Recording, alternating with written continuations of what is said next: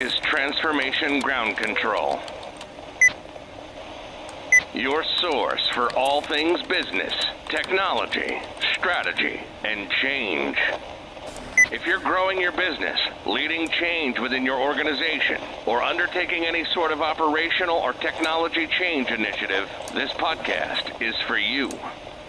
This show covers what you need to know about digital transformation, organizational change, operational improvement, and business growth.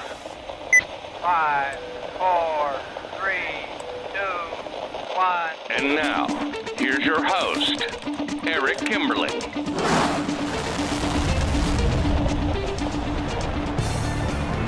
Hello, welcome to Transformation Ground Control, episode number 79. My name is Eric Kimberling. I'm here with Kyler Cheatham. Kyler, welcome to the show. Thanks for having me. As always, excited to be here. Thanks for being here. We are both with Third Stage Consulting Group. We're an independent consulting firm that helps clients throughout the world with their digital transformation journeys. In this podcast, Transformation Ground Control is about all things related to digital transformation, including the strategy, people, process, and technology sides of change. So thank you all for joining here today. We've got a great episode for you. As always, we've got three primary segments that we're going to cover in today's show.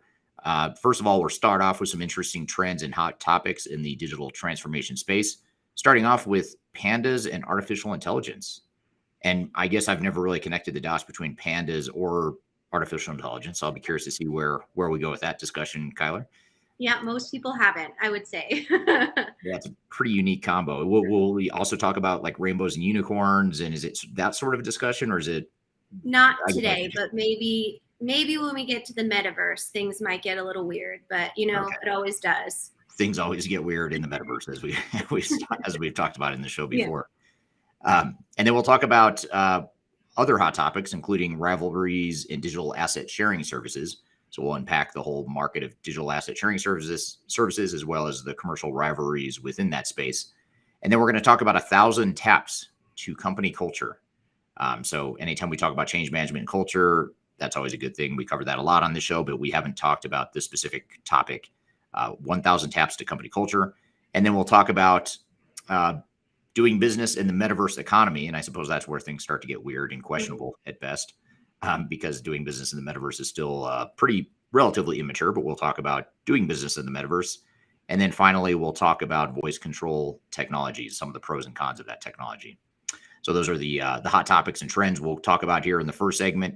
And then later in the show, we are going to have a handful of guests from the Third Stage team, in addition to Kyler and myself, who are going to be part of a panel discussion where we unpack this concept of digital transformation strategy and planning, more particularly talking about that phase in a project when you've selected your technology, you've selected your roadmap, and you're about to start the implementation. There's sort of a really important phase there that most organizations tend to want to gloss over or skip entirely, and that is the implementation readiness, the planning phase, the phase zero. There's a number of interchangeable terms you can use to describe it, but that is the phase of the project that we want to unpack and bring to life with a panel. So we'll have several guests on the show with Kyler and I talking about that topic. And then later, last but not least, the third segment, we will have Dean Sam from Third Stage Consulting in Asia Pacific. He's going to be on the show talking about the target operating model, or how to define a future state target operating model within your digital transformation. And by the way, target operating model, business process improvement, business process management, all the business process side of transformation. We also are going to dive pretty deep into that thread within the second segment as well, with the digital transformation strategy and planning panel discussion that we have. So be sure to stick around for both of those topics. But before we get to our guest in our panel discussion, what are some of these hot topics you have in mind for us, Kyler? Yeah, well, I won't keep you waiting with anticipation in the pandas. So basically, there is some new research out of Chengdu Research Base, which is the Great Panda Breeding Center in Southwest China. And basically, just to give you an idea, pandas are an endangered species. There's about 1,800 total in the wild and 600, in captivity. So conservation efforts are really important to make sure that this species still thrives in its environment. The challenge with pandas, which is really interesting when it comes to technology, is they lack distinguishable biological characteristics. And mostly that's because they have no facial expression. They all look exactly the same, which can make things like tagging and tracking really challenging. So basically what this research center has done is they've created a database that features images and videos that have been analyzed in recent years to showcase the difference between specific animals. So if Eric was a panda and Kyler was a panda, they would have the ability to identify those specific pandas because of the database and the machine learning and AI analytics within that overall database. So for just to give you an idea of how large this is, there's over 200,000 images, 10 terabytes of video data that were collected from 600 pandas, both living and deceased at this point. So basically it gives the opportunity to track these pandas, scale what tactics they're doing as far as survival and breeding mechanisms to continue to support the growth of the species. On a different lens, it also has an application that allows zoo goers, so any sort of captivity-based pandas, to identify their favorite panda and be able to tell what they're doing and where they are. So kind of an interesting overall use of AI technology and conservation efforts, and also just so cute looking at panda images all day long. Yeah, that's fascinating. There's so many things that you just said that I had no idea. I didn't know that you couldn't, what'd you call it, biological separation or just distinguishing characteristics. So usually they tell, like you think about facial recognition when it comes to humans, that data to open phones or to identify, it usually has specific biological characteristics. You know, I look different than you do, so the software is able to say, oh, that's Kyler, not Eric.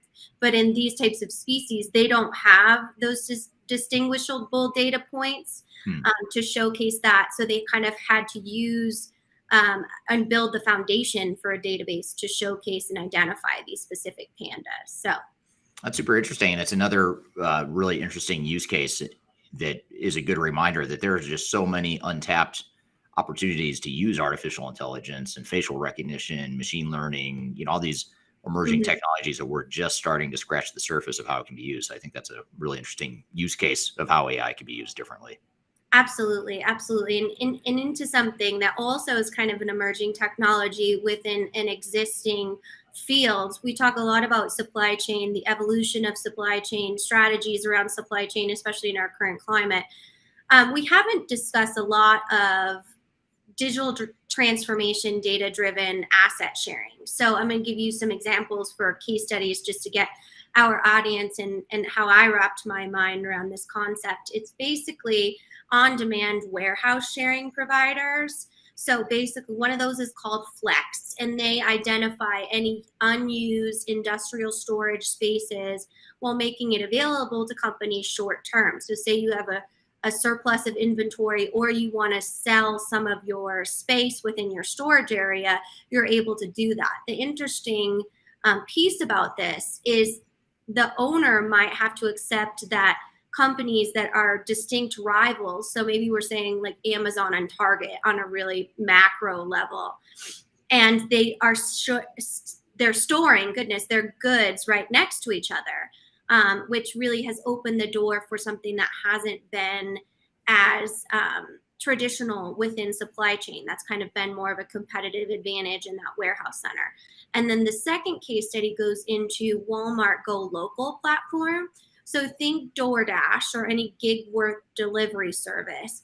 Basically what it does is this Walmart owned platform gets you the opportunity to have goods delivered, but it also engages in rideshare technology. So you might have a local business and you are sharing the actual delivery with your competitor right down the road. So kind of some interesting new developments and technologies on that front. So I wanted to see how you felt about kind of this pooling of goods in a way that might improve efficiencies or support a more fluid supply chain, or if you think that this is a complete lack of competitive advantage and can be a huge risk to businesses. Well, I think the scale and the mass adoption of that sort of technology. I think that's the real benefit. I guess there's always a risk, especially in the case or the example you give of sharing with a competitor. But I think the adoption, the widespread adoption that comes along with that scale and finding these efficiencies, I think that is going to do more benefit than harm. So that's the way I view it. But then again, I haven't done the economic analysis of that by any means, but that would be my knee-jerk reaction to that. Yeah, it's kind of an interesting approach. It kind of started with an Airbnb house sharing type of model, right? And now it's moved into really an industrial space because of the challenges of specific supply chain issues that organizations experience. So definitely an interesting, and especially to see titans in the industry, specifically in retail, like Walmart, really kind of leverage that go local platform, because they're known to not have a lot of third-party delivery services. That's kind of Walmart's business model. So they, started launching their own, but it's kind of ironic that they're using other sort of rideshare opportunities to deliver their goods. Yeah, absolutely. So, absolutely. But speaking of user adoption, I kind of want to shift gears and talk a little bit about voice control tech. And for me, this is a very big trigger in my household and personal life. So a recent study talked about the pros versus cons of voice control tech. And basically what it's talking about is this technology is just in its infancy. It's really a basic program that's meant to perform simple tasks. And the voice control, when it comes to servicing another community, like the American Occupational Therapy Association was part of this study, and then talked about that this is really an emerging technology. However, the challenge is the cost of the hardware. So someone that might have a hearing disability or something like that, we recently saw the patent on hearing aids expire. So you saw that go from, something that wasn't covered by insurance and was a very big cash offering in the hearing technology or wearables area. So there's a couple barriers. One is that it's not a sophisticated technology. Two is it can't tell between users. So for me, waking up to Baby Shark from Alexa at 5 a.m. is a very big pain point in my consumer experience when it comes to Alexa, because she can't tell the difference between my toddlers and myself. And the last barrier to entry, and the third one, which I feel like you might have thoughts on, is customers are becoming increasingly concerned with the security. So the Alexa type of listening, Big Brother type of thing really gets my husband. He does not like when he thinks that Alexa is listening to him in any sort of way, or when Google immediately talks to him off of his Google device.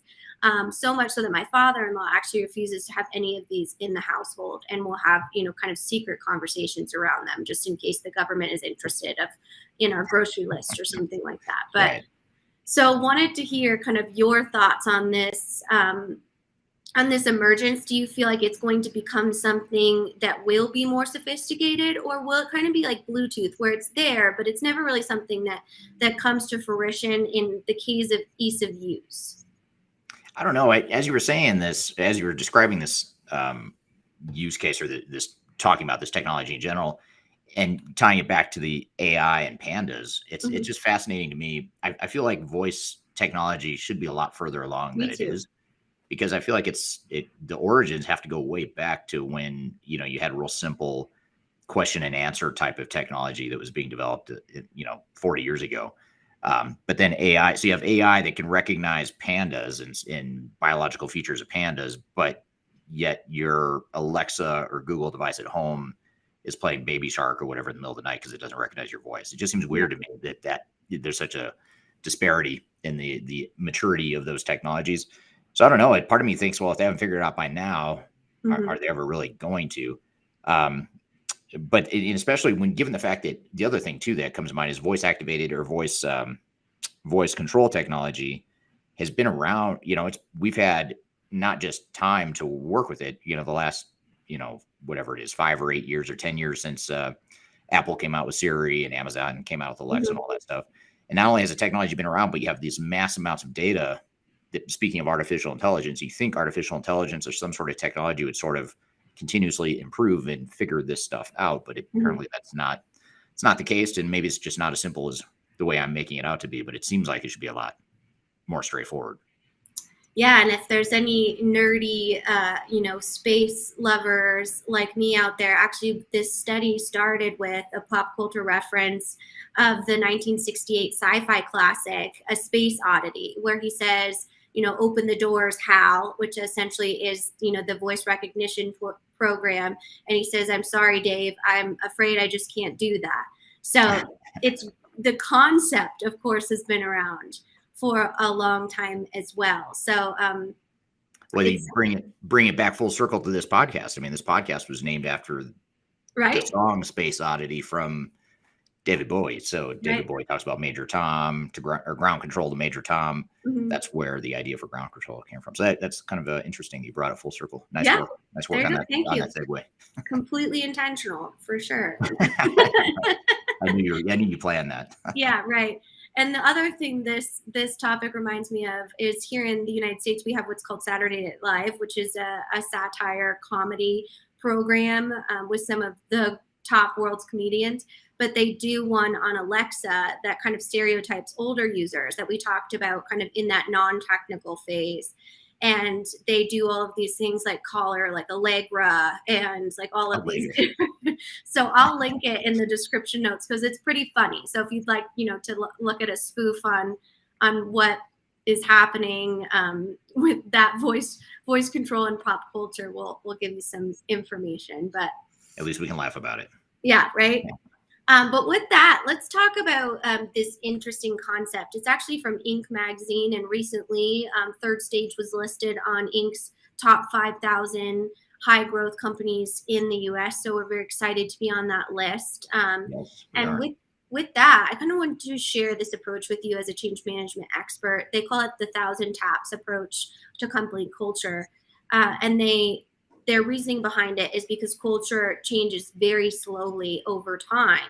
So every sort of tap of a hammer, every sort of recognition, every sort of positive cultural reference, very succinct communication, all of those positive aspects, but they're not going to happen until the executive team starts doing it and then their management team starts doing it. And I understand this approach, but I wondered if you could give it kind of a digital transformation spin. If you come into a company that doesn't have a culture that's ready via your readiness assessments, your cultural assessments, all of the data that you collect, how can you fast track that so that they can go through their digital transformation, or you truly have to follow this kind of 1,000 taps approach? That's a great question. I think first and foremost, you have to recognize how big of a jump you're going to be making from where your culture is today to where you're trying to get it in the future. And it may be that your current culture is creating headwinds for your transformation. And not to say you shouldn't do the transformation, but it's likely that it's going to cause you to take longer. The transition is going to be harder, and you just need to plan for it. I think the problem isn't that it takes longer or that organizations have cultural headwinds. It's that they're surprised when it happens and they get completely blindsided by it. But really, there's no need for it. They should know through these assessments up front and understanding their current state versus future state culture. They should kind of know, what they're up against and what the pitfalls are. The other part of it too is you can start to bend the culture in the short term. You're not going to change it overnight if you're, operating on a 18-month or 3-year or 5-year transformation, whatever your roadmap is. And no matter how long it is, you're probably not going to fully realize the culture you want in that relatively limited amount of time.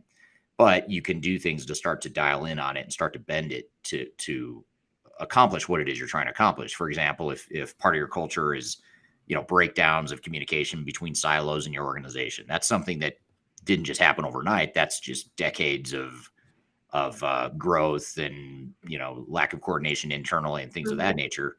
And so to change that, it's going to take some time, but you can start to do things in the short term tactically that will start to create those 1,000 taps.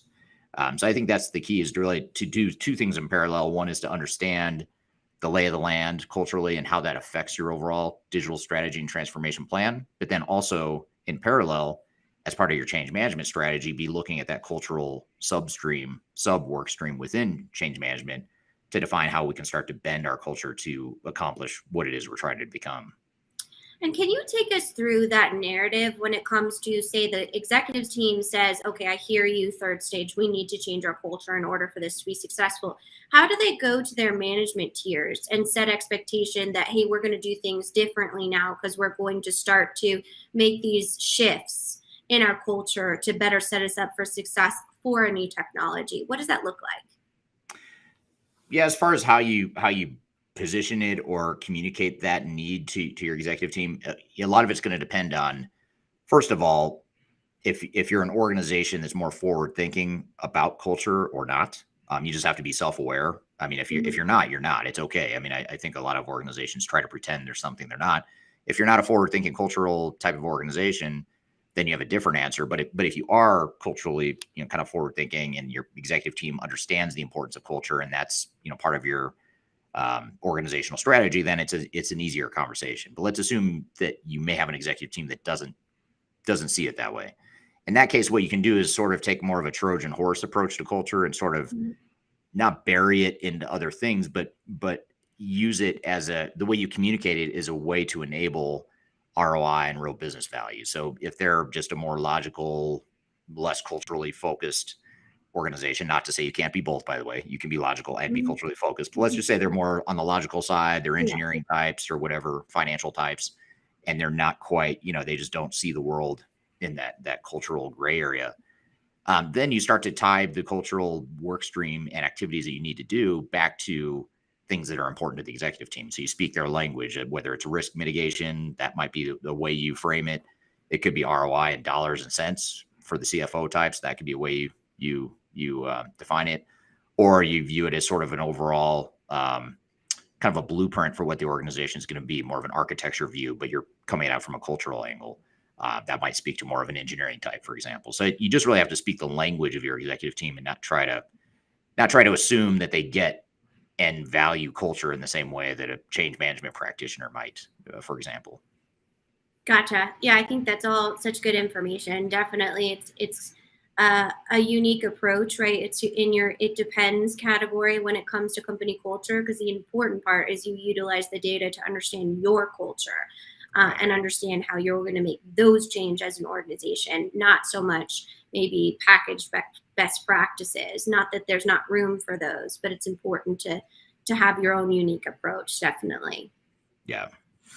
So our last hot topic today deals with the metaverse, but in a little bit of a different capacity than we typically view it. So Wharton Business School, which is an Ivy League school here in the U.S., it's a university. They are the first globally to launch a business in the metaverse economy program. So it's actually a certificate program that showcases the growth of the economy in the metaverse. So just to give you some stats behind that, Bloomberg projects that the metaverse market will grow to $800 billion by 2024, which is not far away. I mean, we're almost to 2023. And then Citigroup estimates that it's going to be as large as 13 trillion by 2030. So basically what this program does is it's powered by a range of emerging technologies, including the AR, VR, virtual reality, augmented reality.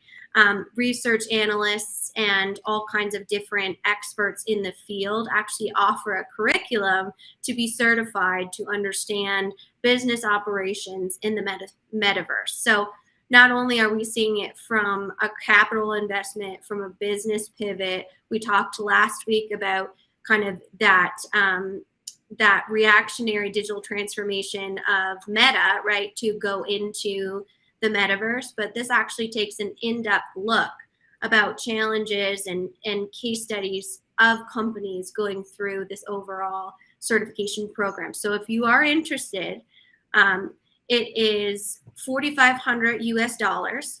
And the first iteration of the program is going to be from September 12th to November 6th.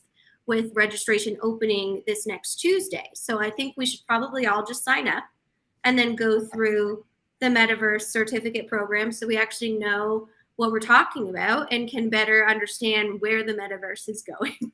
Right. Yeah, I like it. I like the idea of just fully embracing it and jumping in. I I've love actually it. been meaning to do that as sort of a research project, Mhm. maybe to talk about on this show or in my YouTube channel or whatever the case may be. So I like that idea. Absolutely. Yeah, well, we can all do it. We can do homework together, you, me, the audience, and see where the metaverse takes us. We'll all be wearing goggles, looking Right. around at all kinds of different things, doing surgery on things as well. So I just want to see it. definitely. I just want to see how hard it is to make money in the metaverse. Like, can I just go in the metaverse right now and just somehow go make money, like perform some service or sell something? I don't know. I just am Yeah. fascinated by that. I'd love to figure that out or understand it a little bit better. I know you can buy a real estate and you can buy currency and or cryptocurrency and things of that nature, but I'm thinking more kind of traditional physical world business opportunities, seeing what you can do in the metaverse to make money as well. Yeah, and it's interesting because we've seen lately cryptocurrency really crashing, really struggling to maintain its overall brand or value, right? Which was that it's not affected by inflation or governments, those types of things. But we've really seen Bitcoin and different cybersecurity companies actually fail because of the lack of overall worth. So it's interesting. The case study actually says they do industry case study topics ranging from how large legacy enterprise can use metaverse technologies in both B2C and B2B settings, to which tactics companies can employ to ensure customers engage with digital world safely and appropriately. So a really interesting program, definitely. Yeah, very cool. Sounds really interesting. I didn't know that existed. So it's good to see Well, the it didn't metaverse. until yesterday when the press release dropped. Right. Yeah, right. But all interesting things. And again, I think that takes us kind of taking a step back of all these emerging technologies. What is the most important phase zero step? And that's kind of what you talk through really tactically with our panel discussion that we had on our live stream earlier this week. Yeah, and so we wanted to have a panel discussion to talk about phase zero / implementation planning / implementation strategy to really unpack and go into some detail into sort of a deep dive discussion of what these different work streams are that should be tackled before you really dive in and just start deploying technology. One of the biggest challenges we see with implementations is the tendency to want to just go start building stuff technologically without having a good understanding of what it is you're trying to accomplish, what some of the decision points are, what your overall plan is, how you're going to align processes in the technology, how you're going to change your organization, all that stuff that will eventually slow you down and create a lot more pain and cost and delay than if you would have just done that stuff up front. So that's really what we want to talk about, is define it in more detail, talk about why it's important, what some of the tactics and strategies are that you can take as part of your implementation planning and implementation readiness activity. So we're going to have a panel discussion.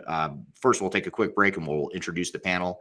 You're listening to Transformation Ground Control. We'll be right back.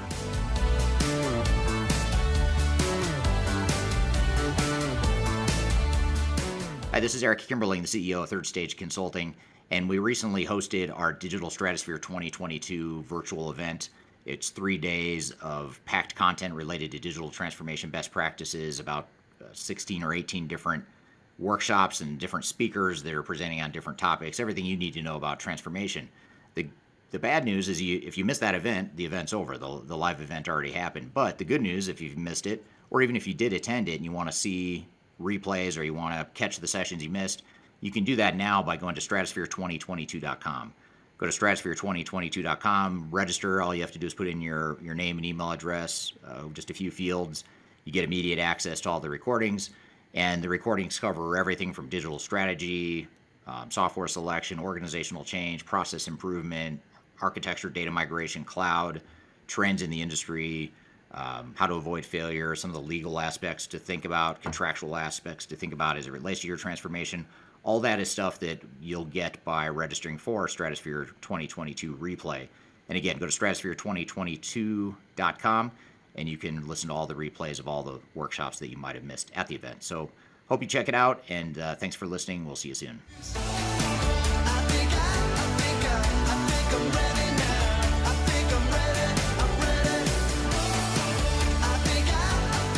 Hello, welcome back to Transformation Ground Control, episode number 79. My name is Eric Kimberling. I'm here with Cheatham. You can find new episodes of this show every Wednesday on YouTube, LinkedIn, Facebook, Twitter, and all of the audio podcast platforms. And if you don't mind, give us a thumbs up, give us a like, subscribe to the channel, subscribe to the show wherever you're listening or watching. We'd love to get the algorithms out there in the world to get this content out to more people. So we appreciate your support on that front. Our next group of guests is a great one. We're going to introduce the guests here in just a moment, but we wanted to have these guests on from the Third Stage Consulting team to talk about and unpack what it is, implementation readiness, implementation planning, what it is, and how that enables a more successful digital transformation than if you were to skip or gloss over that phase of the project. So with us today are several guests. So let's introduce the panel. Theresa Richardson from Third Stage Consulting, who's a director on the team here based in the United States. Theresa, welcome to the show. Thank you. I look forward to enjoying this conversation. It's one of the bedrocks of what we do, and I'm sure everyone is just as passionate as me about this. So. Yes, and we're gonna touch on some hot buttons for you throughout this conversation, including change management and process improvement. So I know those are two areas that you're particularly passionate about. So we're definitely going to touch on those pretty heavily here today as we talk about implementation readiness and planning. And then we also have Nate Stroeher, who is practice lead at Third Stage Consulting, also based out of our Denver office. Nate, welcome to the show. All right, thanks, Eric. Got a lot of good topics to talk about today, and look forward to sharing some of our experiences. Absolutely. And then Michelle Weiss. We have Michelle, who's a senior manager at Third Stage Consulting, based out of the United States, out of New York. Michelle, welcome to the show. Thanks, Eric. Looking forward to it. Absolutely. And Michelle has a background in project management, among other things. So when we talk about governance, controls, project management, all that good stuff, that'll be an area that Michelle will be able to help us unpack and understand a bit more as well. And then, of course, we have Cheatham, who is also the host of our Thursday, or what's the name of our podcast again? It's called Transformation Ground Control. Transformation Ground Control. Transformation Ground Control. I should probably remember that name since you and I host it together. Don't worry, I got you. I'm here. Hi, everybody. Good to see some familiar faces. Good morning, Sam. Well, I guess it's good afternoon, Sam. Hi, Peter. Good to know you. Good. So we've got some repeat guests here joining us live today. And again, any questions you have as we get going, I'd love to hear your comments. So I guess just to start, and actually in this conversation, this is a little bit different than most of our live streams in that we're actually going to show you a framework. I'm gonna pop it up on the screen. I'll take it away. We're going to kind of keep coming back to this one slide, this one graphic that summarizes what some of the major work streams are within implementation readiness and implementation planning. But before I start to show you sort of the conceptual framework and we start to unpack that in a little bit more detail, I wanted to talk about just why implementation planning and implementation readiness is so important to digital transformation success. And I guess just to maybe preface the question for you, Nate, to get us started on this is, a lot of times what we see with our clients and especially in cases where we come into the picture later where the project's already underway and perhaps they're experiencing some problems and they ask us to come get the project back on track. What often ends up happening is there's a tendency to want to just jump right in to a project, start building stuff, start building technology, and let's just start deploying it as quickly as we can because we've got milestones to meet, we've got a budget, we've got limited resources, so let's just go.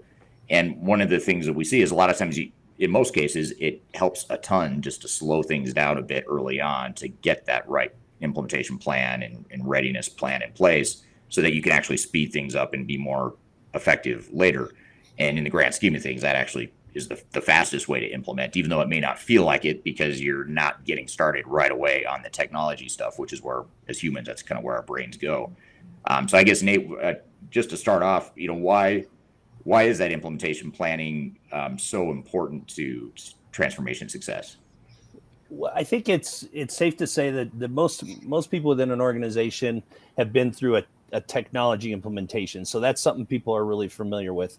Digital transformation, however, is something that most people aren't familiar with. As a result, the organizations really need, as you head into the uncharted territories, a well-developed roadmap for success. At a minimum, you need to include your milestones, your resources, and your desired outcome. Or put another way, what are we doing? Who will be doing it? how long are we going to be doing it, and the most important piece is the desired outcome. And I think you alluded to it earlier, Eric.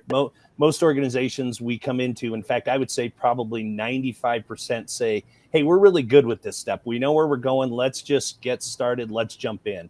And I often compare it to saying, you know, like, hey, we're going to go on a road trip from Denver to Los Angeles. Let's just go. Let's just get on the road and start driving. Well, you're really, you can do that. You might end up in LA. You might end up in Portland. So it's really important to say, like, where are we going? How are we going to get there? And what's our desired outcome? And who's going to be a part of it? And when you address these things, and some organizations really do know what they're doing, and so it's a very simple process of just confirming all of that. But it's really important that everyone's on the same page. Because of this being such uncharted territory, you have to make sure that everyone's real familiar with what you're doing and how you're doing it and what the desired outcome is before you get started. Yeah, it's a great analogy. Driving from Denver to Los Angeles.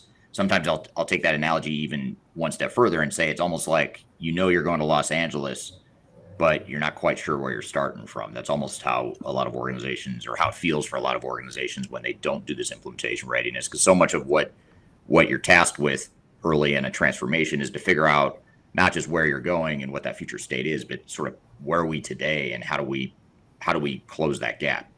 Otherwise, you're sort of flying or driving in the dark, I guess I would say, on your way to Los Angeles without clear vision or direction there. Well, that's a good overview. Thank you for that. And again, we're going to come back to the framework and talk about what some of the specific components of implementation readiness are. And I think that'll help bring some of this to life, because right now we're sort of at the high level, but we'll come down into the details here in a moment. But before we do that, another question for you, Theresa, is that, Nate just talked about why it's important to have this implementation readiness phase and why it's so important to success. What are some examples that you've seen organizations, or that of our clients' troubles, or the things that they face when they don't take the time or the appropriate amount of time doing this upfront sort of phase 0 of implementation planning and implementation readiness? What are some of the consequences or some of the symptoms that you see as a result of that? Sure. So 3 really come to mind. And again, they all tie back to, in my opinion, that 3-legged stool, or that pyramid of success, the people, process, technology. So you could run the risk of misalignment, meaning, are we taking the time to understand our business goals and our business strategy to the technology strategy? Will this technology support that growth in the future? So if you're not understanding where the two really connect and how they collaborate with one another or support one another, you could misalign your business goals to the technology. Another one is, and some of the things that I love is risking the cultural and organizational progress, right? So looking at your stakeholders, do they understand the change? Do they know what's coming? Are they part of the conversation to create the solution that they need to help support what they're doing within that change as it moves forward? So you have the risk of losing or creating a bigger divide in your culture, depending on where you start. And then the last would be, in my opinion, is that operational disruption, right? So are we really understanding the total cost of what this is going to be, the cost to the organization? You really have to look at all of those to make sure that you're not offsetting one for the other. So I know in a lot of your videos, you talk about, if we're not looking at that picture from a holistic perspective, you can have a huge impact, negative impact to what we're doing. So although your implementation could cost $1 million, if you're not looking at how this impacts your operation, it could be, 3 to 4 times higher than that, just to level set and get everything moving back to where it should be. So in my opinion, it's not just the technology, it's the people, the process, and the technology, and they all need to be evaluated. And by using the implementation readiness framework, you're able to look at each one of those sections to make sure everything's aligned and moving to where it needs to go. Yeah, that's a great point. And you hit on this really important topic, or this important point of alignment or lack thereof of internal alignment. And that's a really important one, because a lot of times when you think about why these projects fail or what some of the common challenges are that organizations face, you think of things like, resistance to change or poor project management, governance and controls. Technology doesn't work the way you want it to. You think of all these different symptoms, but a lot of times when you dig underneath that and you really trace back why those symptoms happened in the first place, so much of that traces back to that lack of alignment. And if you're not aligned internally as a team as you get started and you get going down this path, you're going to spend a lot of time and money, wasted time and money, because you're not aligned. You're not on the same page. You're trying to make key decisions that are costing you time and money during the implementation. The other thing too. Oh, go ahead. Sorry. No, go ahead. Well, I was going to say, even with your business processes, you think, okay, this is a technology and we're going to focus on this. But if your processes, internal processes don't support it, or something's missing, or you need to re-engineer it, and you don't take the time to look at that, it's not going to be a good scenario when you flip the switch and you're expecting a certain outcome. And then you realize, okay, well, we need to re-engineer this or look at that. You're wasting a lot of time and resources. Yeah, absolutely. The other thing too that we noticed that I would just add to your list of things you mentioned that cause or that point to why implementation readiness is so important, in addition to alignment, is the realistic expectations and just really knowing, again, back to the driving analogy. Yes, we're going to Los Angeles, but now we have a clear vision of where we're starting from and how we're going to get there. What's the terrain we've got to navigate organizationally, operationally, all that stuff. And if you don't have that up front, not only do you have misalignment, but you also have unrealistic expectations, or you just don't know how long the project's going to take, how much it's going to cost, and how much it's going to cost you in terms of resources. And so you end up guessing, and you usually end up wrong, and then you blow past the budget, and it takes longer than you think because you didn't have that clear vision up front. So it's sort of like we're trying to unpack or trace back why so many of these problems happen. The good news is you can trace it back to a small handful of things that then percolate and explode into a bunch of other symptoms. So if you can really attack the root cause, which is really what we're getting at here today, that's one of the more effective ways to handle that. What I wanted to do for those of you that are watching, and those of you listening on the audio podcast won't see this, but we'll try our best to bring this to life verbally. But I'm going to show you a screen or a graphic that shows what we mean by implementation readiness and what some of the major components and work streams are. And I want to kind of walk through each of these one by one, and then we're going to come back to questions from the audience as we dig into this. If I take away the slide as we get going in the conversation, don't worry, I'll bring it back. And if anyone wants a copy of this visual, we're happy to share it with you. Just email us after the show. But the first thing I want to talk about is the executive alignment work stream, which is the first work stream you see at the top of this graphic. And that's one of the major work streams of implementation readiness, which is really ensuring that you have internally at the executive level, you have clarity and definition and articulation of what it is this project and this transformation is going to mean to the organization. And when I say that, I think a lot of people think intuitively, like they think, oh yeah, I've done that. We've defined that we need to replace our old system. I'm not talking about replacing and modernizing technology. I'm talking about just what is it that you want this project to accomplish for your organization. It might be heavily focused on replacing old technology, but why? Why are you replacing the old technology? What are the goals and objectives you're trying to accomplish? And within that, more importantly, what are all the different decisions and parameters and guardrails you need in terms of decisions to ensure that you have a strategy that's aligned with your overall corporate or organizational goals and objectives? So this is where we typically would help clients through the process of making key decisions around things like, for example, are there certain parts of our business that we are willing to just change our business to fit the technology if there are technology limitations, which there typically are when you do these sorts of enterprise tech rollouts, or are there other parts of our business or certain workflows or processes where we know that's our secret sauce, we know we're different and we're intentionally different because that's our differentiator as an organization, and we're not going to compromise on that. Therefore, the technology needs to change to fit the business. So you think about those decisions, which there is no one size or one answer for an entire organization. Usually it's case by case or depending on what process or department you're talking about.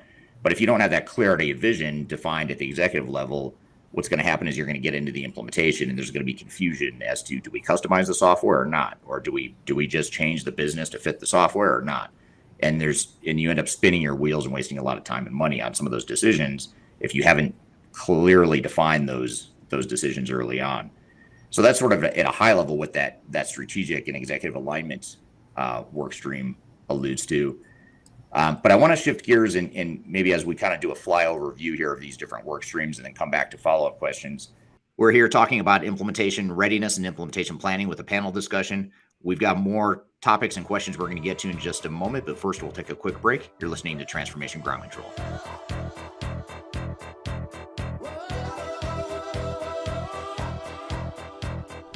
If you are aiming for transformation success, turn to Third Stage Consulting Group. Third Stage's independent and technology agnostic consulting team helps clients define their digital strategies, define their roadmaps, and manage their transformations. With offices in the US, Europe, and Australia, our team helps the world's most forward-thinking organizations through their transformation pitfalls and risks. If you are embarking on a digital transformation or business change initiative, contact Third Stage Consulting to see how we can help you reach the third stage of transformation success. Learn more about us and download independent reports, videos, and other best practices at thirdstage-consulting.com.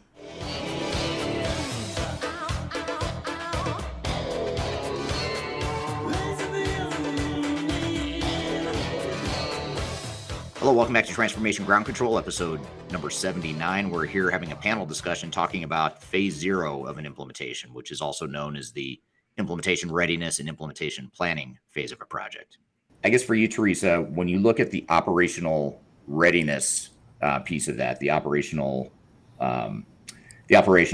readiness work stream, why is that so important to a transformation? Well, again, in my opinion, if you're only focused on getting that technology in and you're not looking at the simplest question is your organization ready for this implementation? Do they have the processes to support the technology?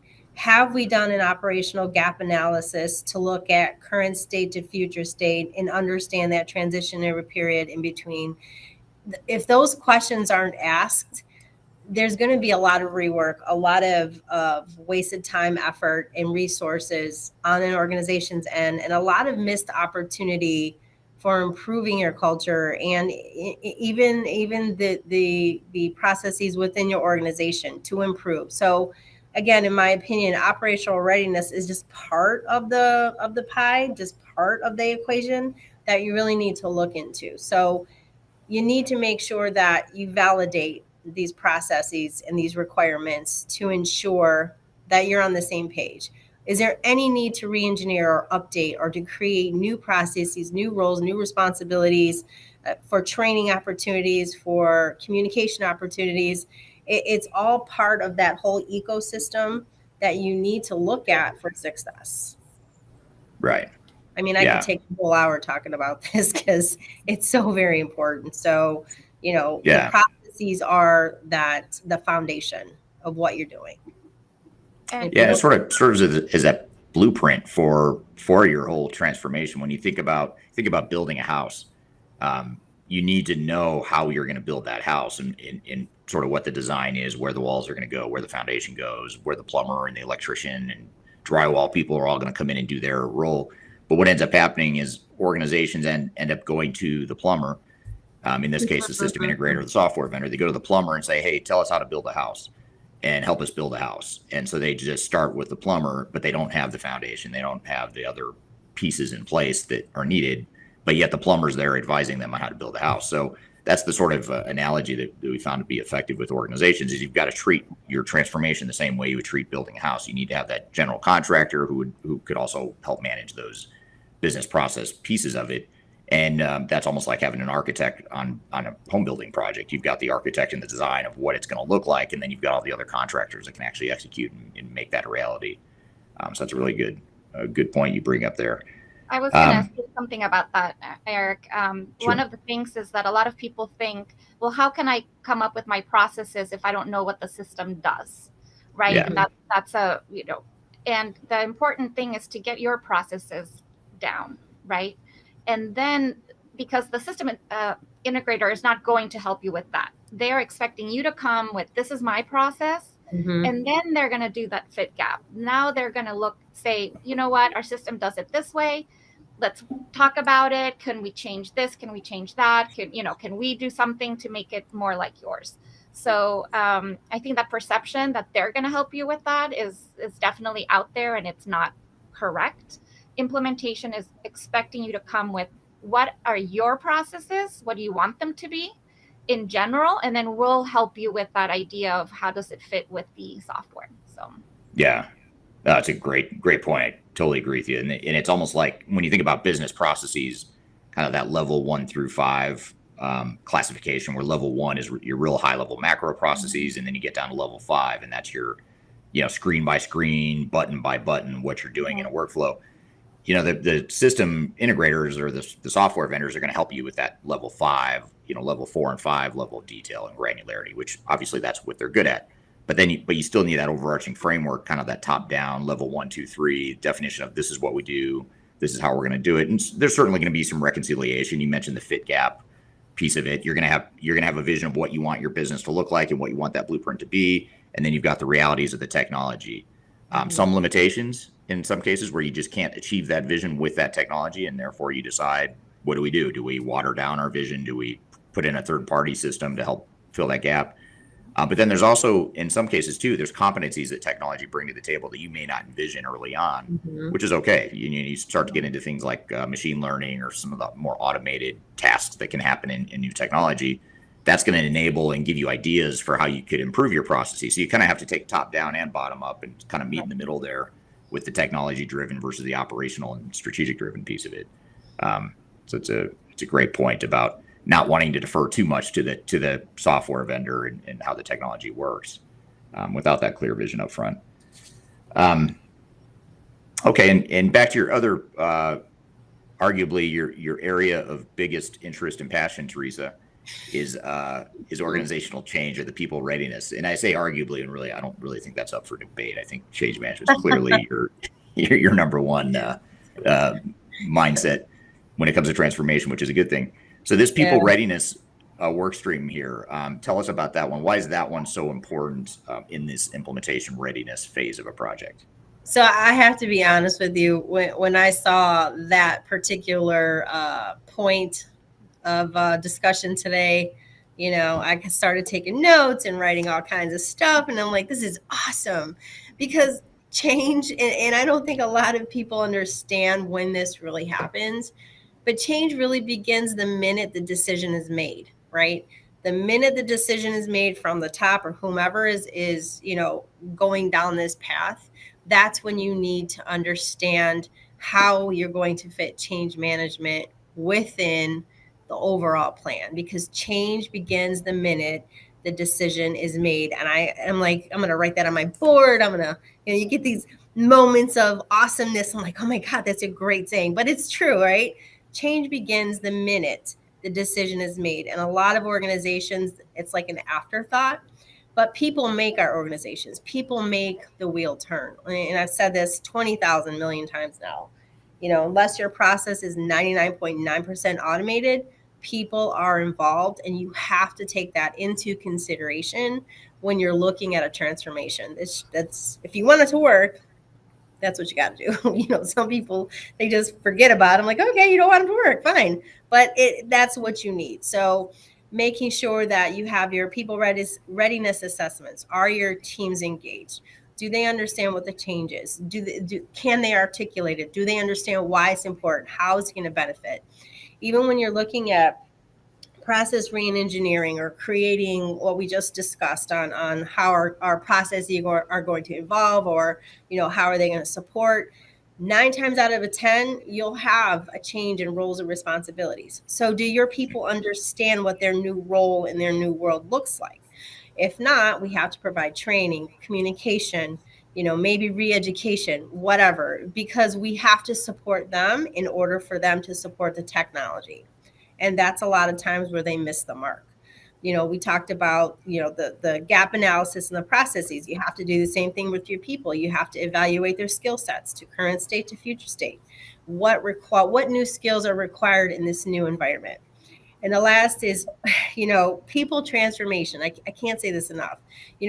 Creating a culture of change mindset doesn't need to stop when your technology implementation is over. You want to grow that. You want to cultivate that, because they're the people that are going to see the next opportunity or wave of improvement, of cost savings, of, a defect, calling out a defect, making sure that things are running appropriately. We're giving a service to somebody or giving a product to somebody, and they're the first ones to see an opportunity to make it better. Yeah. And we only have a half an hour, but I could go on and on and on. It's it's important. Oh, absolutely. Yeah, it's definitely important. I'm going to share a few comments as we're getting them in here. And I'm actually going to come back to some audience questions in just a moment, but I want to get through these last two work streams a bit first. But just some great comments here from Chris on LinkedIn. He mentions that getting the as-is processes can take months. And then someone else on LinkedIn, I don't see the name of who posted it, but don't underestimate the effort it takes to educate your system integrator on your business, which then influences your business processes. So that's a great point too. And the better job you've done of defining your operational plan or your future state business processes and your change management plan, the better your system integrator is going to be able to add value to the project and sort of fit within your vision for what the project is, rather than making it about them and their vision. And that's an important dynamic or mindset shift that organizations often face. Okay, Nate. So I'm going to switch gears a little bit, and we talked about strategic alignment. We talked about operational readiness, people readiness, and then there's technical readiness. Maybe help us understand that at a high level in terms of why that work stream is so important, or what is it and why is it so important? Well, I think this goes back, and we're starting to hit a theme with all of these different readiness pieces of the project. But I think it really, again, comes back to where are we now, where do we want to go, and how will technology help us get there? And when we say where are we now, I think it's important to everyone, or organizations and people, for all that's worth, tend to focus on what's not working. But I think it's important to say what is working, what are we doing well, and how is technology helping us to do that well? And then what are the challenges, and how can this new technology help us to get to where we want to go? But I think it's also important, and organizations tend to focus on one technology, and it usually is around an ERP system, a CRM package, a human resource platform. But I think it's really important to know that all of these work in the overall technology landscape. So all of your systems really need to not only work together today, but work together in the future to support your vision. And I think Chris, in looking, Chris McPartland, I think you made a really good point in one of your posts here, and that is the technology may already be there. And we've had organizations before where you come in and you say, you know what, I think you're focusing on an ERP implementation.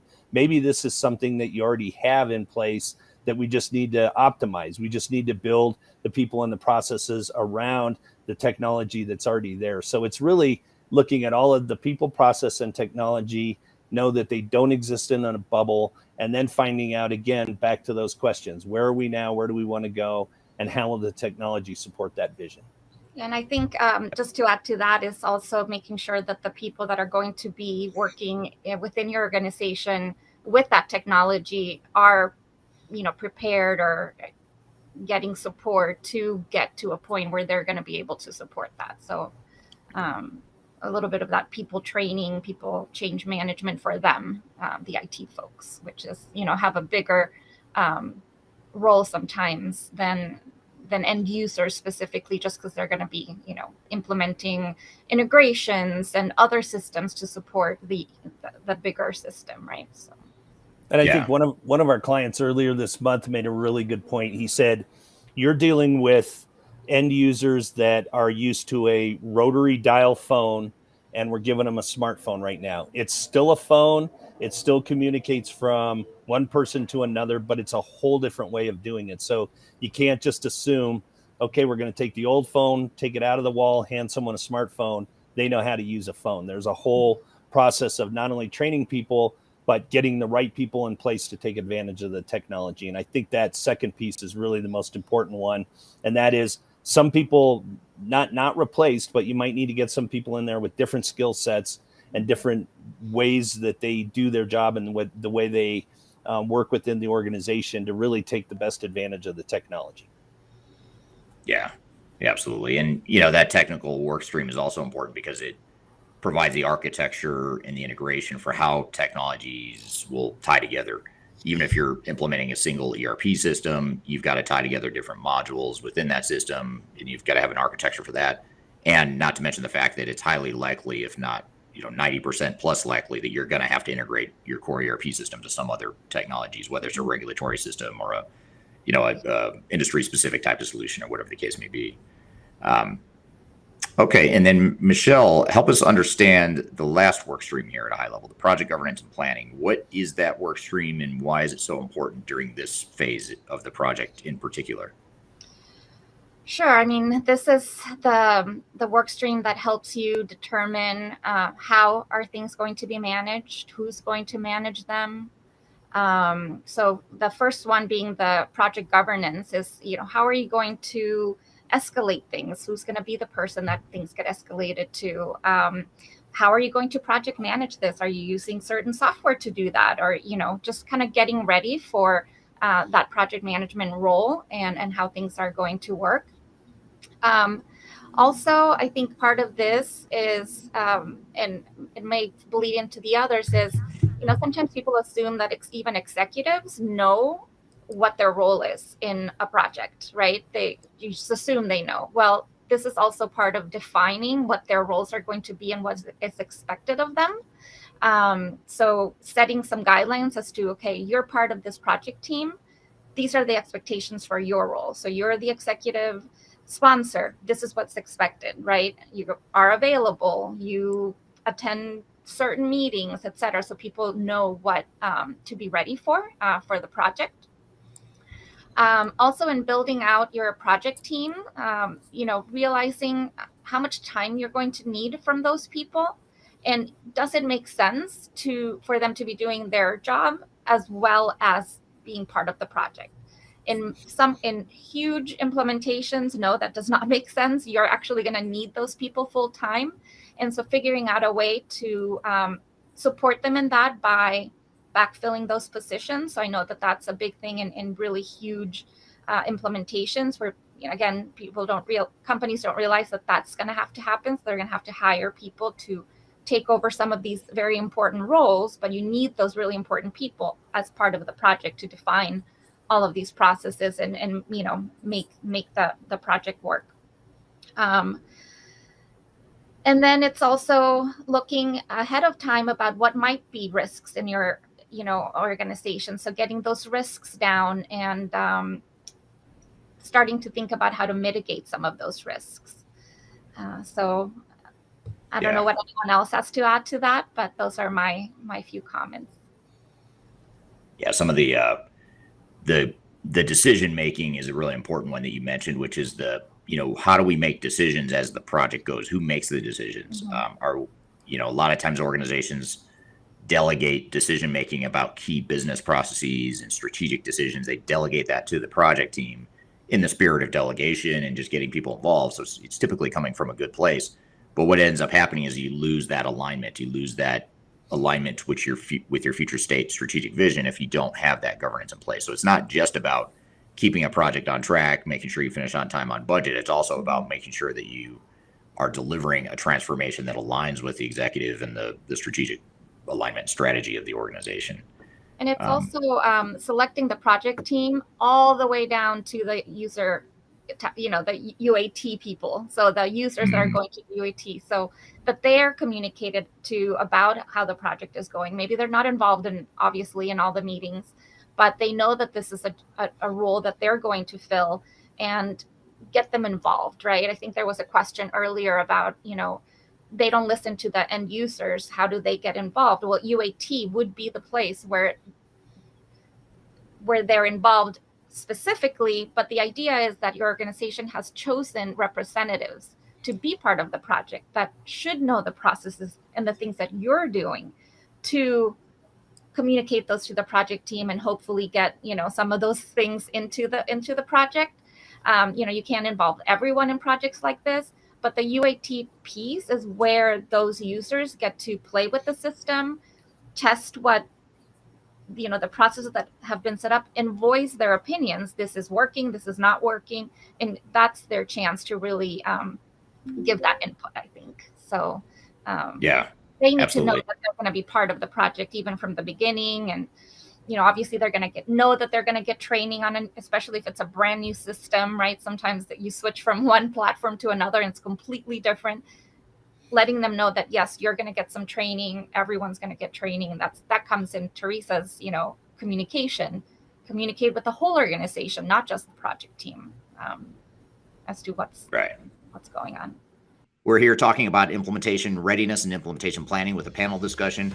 We've got more topics and questions we're going to get to in just a moment, but first we'll take a quick break. You're listening to Transformation Ground Control.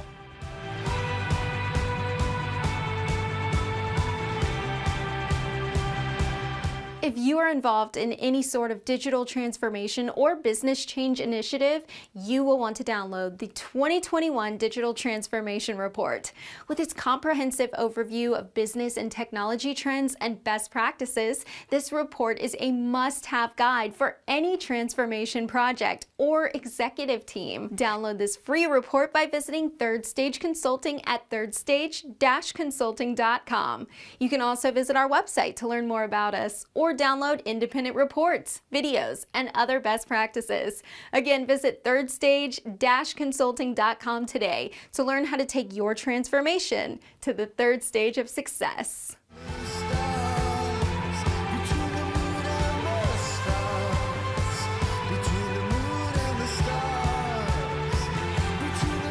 Hello, welcome back to Transformation Ground Control, episode number 79. We're here having a panel discussion talking about phase 0 of an implementation, which is also known as the implementation readiness and implementation planning phase of a project. While we're on this thread here of people and change, Theresa, I'd be curious, Theresa and Nate in particular, curious to hear your thoughts on this, but this is from LinkedIn. The comment is the scariest part of digital transformation is the poor level of communication. Some global managers believe their own perception is the only one that's valid, and they do not value the experience and limitations of end users and medium to low managers within the organization. So how do you overcome that, Theresa? Maybe I'll start with you. When you talk about communication and poor communication I think this person's also getting to something even deeper, which is the managers thinking they're right or only their perception is valid. What are your thoughts on that? I know it's a huge question, but what's your first Did pass? You see the wincing in my face, like, oh. Well, interestingly, most change, impactful change, comes from that middle layer or the middle manager area, because they're the ones that are that conduit between upper and, in my opinion, team member level interaction with the process of the technology. Oh my goodness, you put a smile on my face, Kyler. Anyway, when you have managers like that, in my opinion, a manager doesn't need to be the one driving the change if an organization is really engaged, because you have change agents, you have the people that want to see this change move forward. So you don't really have to leave it up to that manager if you really want to make that switch. In my opinion, change is an organization's responsibility. So the communication, it's like a cascaded communication plan where every level of an organization has the idea of the change, but how does that change impact them at their level of influence is very important. Again, I'm not the type of professional that would allow or permit one level or one person to just stop everything. I think it takes an entire community to make, embrace, and really move that change forward. So if the question is, how do you get around that? I think the person asking that question really knows, right? You see the problem, so step up and fix it. Because honestly, everyone within an organization, they're not there just to be there. You're taking time from their family. You're taking time from their, lives. They're there because they want to be there. They want to do a good job. So if you see it, you know what? Address it. So that's what I would say.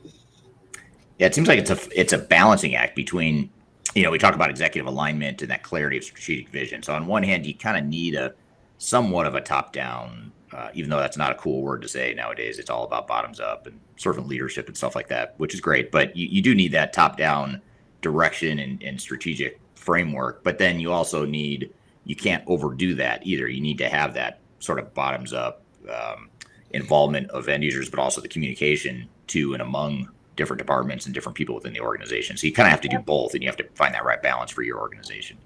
I mean, to be honest with you, if worse comes to worse, you need to talk to what people listen to, dollars. You know what? Mm-hmm. If my manager or whomever isn't making it happen, and senior leadership's like, well, why? Tie it back to the dollars. That'll get their attention. You're just wasting $10 gazillion because this isn't happening. You'll see some changes. So, I mean, there's plenty of ways around that barrier. And here at Third Stage, we are very good at identifying what they are and just kind of like blowing it up. And absolutely. Happen, So. Yep. And then here's an interesting comment from Chris Simmons on LinkedIn. He says, for some people, change can be difficult, especially those who may have been with the company for many years. And that's a great point. If you have a highly tenured staff, change management's just going to be harder. If you're an older, more established organization, change is just going to be harder. And I think too many organizations underestimate that. And they think, no, it's not going to be hard because our people hate the old green screen system. So they're going to love the change. Well, maybe they will at the end of the day, but it's going to be a very painful process. I think that's the part that people don't fully understand. Honestly, I think that's a pot of gold in my mind. I mean, you have all that tenure, all that experience. And, I know you just maybe saw me get a little excited there, but that's what it is. It's like a pot of gold. It's all this experience, and you're there for a reason. You've been there for 40 years. Well, you love your job. You're passionate about it. So let's tap into that. Let's figure it out and have them become the cheerleaders. I mean, just because someone's been there 40 years and they're using a phone on the wall versus someone out of college who has a super duper fast new version iPhone that you can look at and it turns on, it doesn't mean we're going to discount the person that's been there for 40 years. In my opinion, that's a huge opportunity. That's a huge pot of gold, and I'd tap into it. I'd be like, hey, let's talk. Right. Absolutely. Yeah. It's a great point. I'm just going through. We have a lot of great questions here from the audience. I'm actually having trouble getting through them all, or just kind of picking the ones that go with the flow here. Here's an interesting question or comment from Furkan. I hope I'm not mispronouncing your name too terribly. On LinkedIn, he's responding to Chris McPartland, who we showed a comment from him earlier. I think Nate, you mentioned him earlier. He mentions that another crucial point is following in these processes, which are related to relevant trends, because it changes quickly, in my opinion. So I guess, maybe I'll turn that into a question. What about, how do you, from a process improvement perspective, how do you ensure that you're taking advantage of sort of best practices or improved business processes that can deliver real business value? How can you do that, but at the same time, do that in the context of a very rapidly changing tech environment where technology is constantly changing and the world's changing? How do you sort of define that moving target in a transformation? Or do you have any thoughts on that, Theresa? Maybe we'll start with you on that.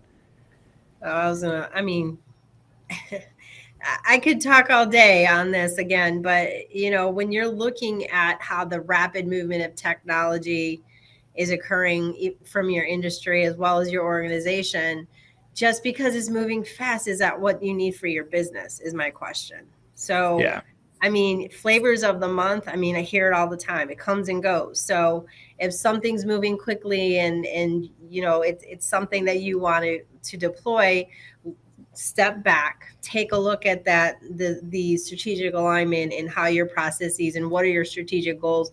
Is that the right fit for your business? Ask the people who are touching the process. It might be a shiny bell here, but when I'm involved in the process, will it work for me? Will it get a better service, a better product, a better whatever? Am I going to help my consumer, my customer, by changing these processes and making it shiny, faster, whatever? I think even before you want to do that, you would really need to look at whether or not it's the right thing to do for your business. Yeah. And speaking of speed and change, here's a question I want to maybe see what your thoughts are here, Nate, on this question again from Chris McPartland. But I feel like this question really gets to the root, or to the heart of why implementation readiness is so difficult for organizations to think through and to be patient with, or to actually take the time to do. Is I'll say it in his words because he says it better than I probably would have. But he says, I'm always under so much pressure to start delivering change, as there's always excitement and momentum in the early stages. So how do you ensure you get the time up front in an agile, impatient world? And I think that's a brilliant question, because that is the problem with implementation readiness, and why so many companies skip past it is because we live in this agile world. We want to move fast. And it's sort of like a human psychology sort of thing, where if we're not building technology, then we're not making progress. I can see and touch the technology, but I can't see and touch all this implementation readiness stuff. So let's just skip past it in the name of agile and go build some stuff. And that creates a lot of problems, in my opinion, that can lead to problems later. And that's hence the whole reason for this entire topic and conversation. But what are your thoughts on this, Nate? I mean, have you seen this before? How have you seen our clients overcome that? What are your thoughts there? Yeah, and that is a great point. And I think when you ask if we've seen it, I think with every client we've seen it. And I think it really goes back to the point, and I'll use your analogy, Eric, but it really comes back to the point of starting from the beginning. Where are we now? Where are we going to go? And then really building a good plan on how you're going to get there and communicating. And I'll try and hit in all three of those. But it, again, kind of using that analogy of building a house, it's sitting down and saying, what do we want out of this house? Are we building it for a family? Do we want a lot of living space so that we can entertain a lot, that sort of thing? That's the vision. And then really sitting down and saying, what's the plan? And saying, do we have to dig a foundation? We have to frame the house. We have to get the plumbing and the electrical. And then really the most important piece in my book is communication. And I think the communication has to be consistent. It has to be frequent, consistent, and concise. And I think as long as you can take your communication and tie it all into where are we now, where are we going, get it in front of people, whether it's weekly, bi-weekly, monthly, at staff meetings, whatever that is, and then make it concise, make it relevant to what the end user sees and what their piece is in the overall project. So people don't want to read 5-page emails, but they want bullets. They want to know what the change is, what's coming up, what's their involvement in it, and what can be expected of them. And I think if you do that, it lets people know that, again, here's where we're going. The end goal is to build a house that we can all live in. And yeah, it's not exciting when you're seeing a hole dug in the backyard and a foundation is being poured. That's not really something you can put your hands on. But as long as people know you do this before you do this, before you do this, and then we all move into the house, it gives them an idea of where you're going. Yeah. One of the things that I want to add to that is, going back to the earlier part of our discussion, you're talking about, what risks are we in danger of? And I think one of the things that just popped in my head as he was so eloquently describing that is the risk of a restart. So that's a very costly thing, not just in money and resources, but in the buy-in and adoption that you've created up to that point for your organization. When you don't really take a step back and look at what are we really doing, where are we, and where do we really want to go, and what that piece in between is. If you don't do that, then you're moving along your timeline. You find something that you need to adjust. You got to stop. You got to adjust. And then that whole cost of a restart is huge. It's huge. Yeah, absolutely.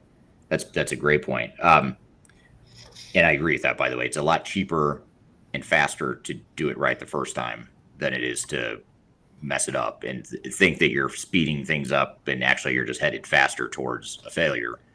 Making sure you get that right up front is super important. You're headed to the brick wall. Get it? The brick wall behind me. No. Boom. Little digital transformation humor here on the show. If you do a restart, then that's where people start getting that exhaustion of, I think there was a question about change exhaustion, right? If you're going to have to restart something and they're going to be too exhausted from all the change before and it didn't work. So why would I pay attention now? So Absolutely. It definitely has a huge effect on morale, I think, Absolutely. as well as putting the project restarting a project with higher risk because your people are just like, okay, I'm over it, right? So high five across the room, Michelle. That was awesome. Yes. Yeah.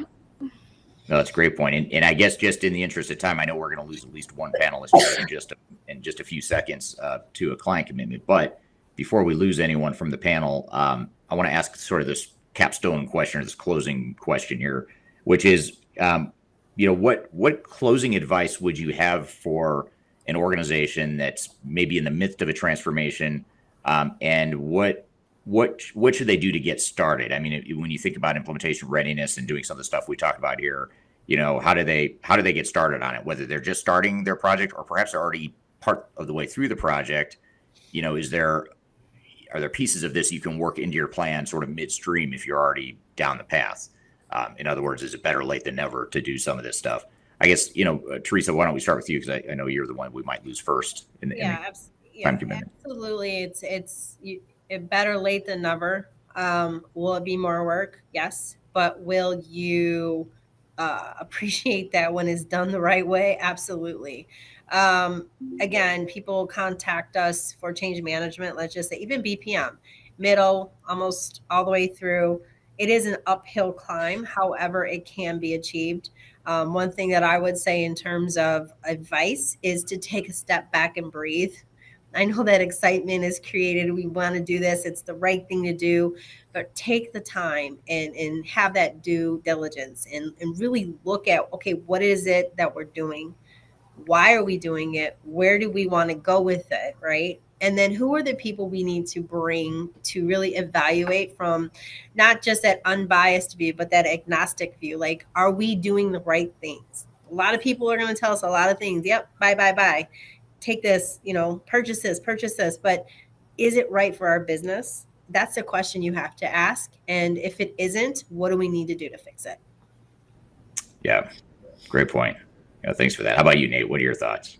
Yeah, I think it's real simple, and I think it's create the vision, create the plan, and so create the vision, plan the work, and work the plan. And I think that's again, very oversimplified, but as long as everyone's on the same page of where the vision is, as long as everyone agrees on the plan, and as long as you're working the plan, like Theresa said, it's never too late to start, but it's really important to know where you are and what's the plan to get you caught up and what's the plan to get you to ultimately where you want to be, and be realistic about the challenges that are ahead, and then work the plan. Yep. Great point. How about you, Michelle? Any closing thoughts or recommendations to organizations that are considering or wanting to address some of these implementation readiness concepts? Sure. Yeah. Nate just covered kind of if you're in the middle of one. So I want to give advice to people that are just getting started. And like also Theresa said, it all starts the moment you decide you want to make the change. And some of the implementation readiness steps can start happening while you're choosing your software, right? So that way you maybe don't feel so rushed to try to get into implementation. So thinking about who those important people in your company are that you might want to try to retain for the project, starting to communicate about this, forming some excitement to get ready for that implementation. So, some of the process stuff might not be able to happen until you've chosen the software, because now, you have some idea about how they do things a little differently. But a lot of it can start sooner, and it's never too soon, I think, to start thinking about how you're going to communicate, with the change management plans and things like that. So start early, and it'll get you ready faster.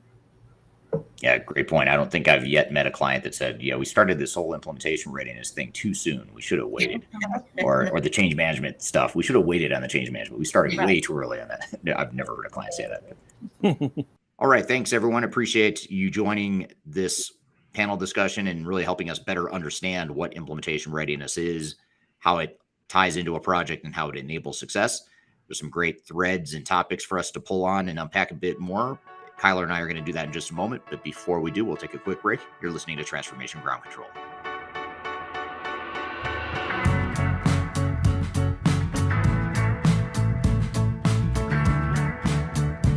If you are aiming for transformation success, turn to Third Stage Consulting Group.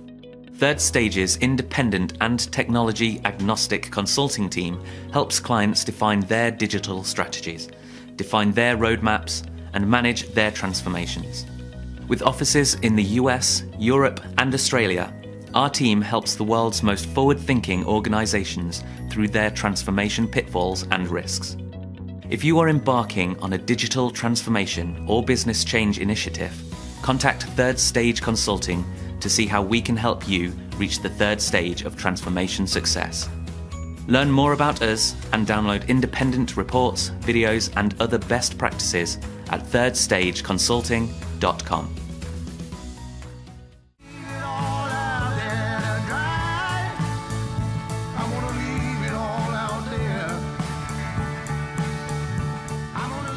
Hello, welcome back to Transformation Ground Control, episode number 79. My name is Eric Kimberling. I'm here with Kyler Cheatham. And Kyler, we just had a panel discussion here to talk about implementation planning and implementation readiness, sort of that phase zero of digital transformations that so many organizations tend to overlook, but yet it's still critical to the success of a transformation. What were some of your takeaways from that discussion? Yeah, absolutely. Great discussion and really great different perspectives. So Theresa, just so everyone knows, she's a director of transformation and strategy, so she really oversees a lot of our projects. Nate's our practice lead, same type of role there. He helps with some of our more specialized projects. Michelle is a senior manager. She's also bilingual, so a lot of our Latin American business she specializes in. So I think that was a great kind of diverse panel discussion because they really play all kinds of different roles and have different specialties here at Third Stage. So I wondered, for the implementation readiness framework that you looked at, when it comes to those different buckets, and we look at strategic and executive alignment, operational readiness, people readiness, technical readiness, and project governance, is that in order of priority? No, it's a great question. It's not. Although, we could sit here and debate all day which ones we think are most important. And, some of us are going to have pretty strong opinions on some being more important than others. But generally, it's stuff that's happening in parallel. So it's not a sequential step by step. It's more of these are the major work streams that kind of should start early on in a project in this planning and readiness phase zero initiative, and then continue through the transformation beyond that. So if you are looking at this phase zero approach, who are the key stakeholders at the very beginning of the project that helps mobilize these different initiatives? Well, it certainly should be your executive steering committee and your executive sponsor. I mean, you really do want to make sure that your executive team is aware of the need for these work streams and for this general phase, because oftentimes, they're the ones, because the executives are oftentimes a bit removed from the tactical aspect of a transformation, which is understandable, especially for larger organizations. Along with that sort of few degrees of separation comes a lack of understanding of why it's so important. And it sounds particularly good to executives to say, let's just start deploying technology tomorrow rather than next week, because we'll save a week and we'll finish a week earlier. But the math doesn't add up that way, because what happens is if you start tomorrow and you neglect that 1 week, and to be clear, these implementation readiness phases typically take more than a week, but I'm just using this as an example. But if you have this perception that I don't want to delay the project a week, so I'm going to start it now, the reality is you're going to end up spending a lot more time, and you're going to have so many delays through the project that whatever you think you're going to complete the project in, whatever time frame you think, was never realistic to begin with. If you don't do the implementation readiness, you have to plan for these hiccups and the organizational disruptions, the operational disruptions, the internal misalignment, all the problems that so many transformations have Mhm. are mitigated by taking care of this stuff up front and sort of neutralizing risk before you ever start on the transformation. That's really interesting. And what is the overlap? Because it seems like from my perspective, there are some for software selection. Like it seems like a lot of some of these things you'd want to consider when selecting a software, or are these just purely implementation? No, you're absolutely right. It's actually a really good point. We didn't get to that in the panel discussion, into that important point that in a perfect world, which as consultants we like to operate in perfect worlds and the way we think things should be, but then there's obviously reality of what what constraints every organization has. But in a perfect world, yes, you would start those activities actually ideally before you ever select the software. Mhm. And you might run a lot of those in parallel with the actual evaluation and selection of technology. But the reality is a lot of organizations sort of start with a problem statement of we need to replace our technology, or we've outgrown our technology, or we're trying to scale the business. So let's go find some technology that's going to help us do that. And that's just the way organizations tend to think. And so the key then is to, assuming that they don't have the foresight and the proactive mindset to do all these activities before they ever select the technology, I think it's okay if you don't do it before the technology selected. But where it becomes a real problem is if you don't do it and then you start the implementation, you just jump right in and start implementing. That's where companies get into trouble. So I think, again, it's sort of that better late than never message or thread that we started to talk about in the discussion, but the sooner the better, for sure. Absolutely. I think that makes a lot of sense. And it's a great message just for setting organizations up for success, is really engage your third party agnostic independent team during software selection, so that way they can help identify any of these pitfalls or red flags that might derail your implementation. Because as Theresa mentioned, that's an incredibly expensive triage project, not to mention for some small to mid-tier businesses, that can really put you out of business. So it's such a huge consideration. Something I'm hoping that we can expand a little bit more upon, because I know, we have a ton to talk about in this panel, but project governance. To me, this has been something that has really been an emerging need. It's always been a need, but more of the fact that this is really kind of the main governance or the mantra or the manifesto, if you will, of the project. And I think a lot of people don't understand the importance of project governance throughout the entire project. So can you kind of speak to the role of project governance in planning and maybe who should be involved in that? Yeah, again, it should be something that starts at the top of the organization, because ultimately the top of the organization needs to be comfortable with how decisions are made and who's responsible for making decisions. And they also need to have accountability and ownership of governance and the project in general. Too often executives want to pass off the project or delegate it to a team, which you do need to do to some degree. Obviously, executives aren't going to be involved in all the day-to-day stuff, but there are key decisions that they need to be involved in making. You can certainly take recommendations from your project team, from your outside consultants, from your system integrators or software vendors, but ultimately the executive team should be the ones to decide that, yes, we are going to change our processes in these ways, or no, we're not going to do that. Here's sort of where we need to pivot in our strategy. So you need to have that governance set up, or else what'll happen is they'll look up one day and, a year or two have gone by on the project and all the status reports were all green, showing a green, healthy status. And then all of a sudden everything's red. There's all these problems now. Or you end up waking up or looking up one day and you don't like the way the transformation has been laid out or rolled out, and it's not aligned with what you had in mind as a strategic or as an executive team. So that's why it really does need to start at the top, although the governance needs to include multiple layers within the organization throughout the decision making and the role and responsibilities as well.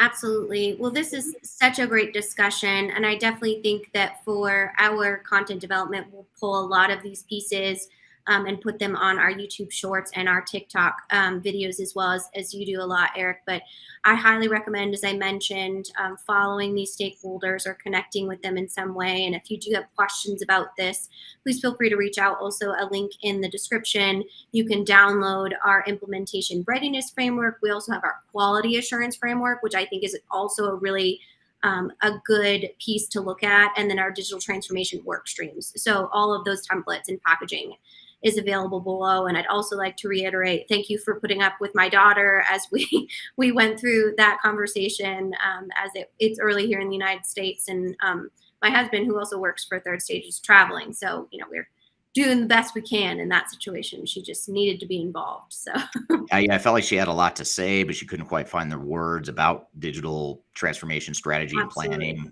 I knew there's maybe next time we'll have her as a spoken guest or a speaking guest on the show. Absolutely. As well. Yeah, it was funny because Emma Romoff, who's also an influencer in the digital transformation space, she's my age, younger mom, and we were actually doing a TikTok content collaboration about the similarities between parenting and digital transformation. So after that, I was filming in the car with them and the dogs, and they were like, "What are we doing? Like, first we're on camera for transformation ground control. Now we're on TikTok. Can we please just go get a cake pop?" So right. Yeah, why does life have to be so complicated? I know, right? Why are we always doing content development? But yeah, if you do follow us on TikTok, you'll kind of see those fun sort of lifestyle pieces that we like to, humanize ourselves at Third Stage, because that's a huge part of our brand. We are here to be your advocates and make sure that we understand your business and understand your culture. And we do that through really caring about our clients. Yeah, absolutely. Good. Well, yeah, we're gonna shift gears and bring on our next guest. Without Meadow this time. It'll just be our next guest. But Meadow, we'll save her for next time.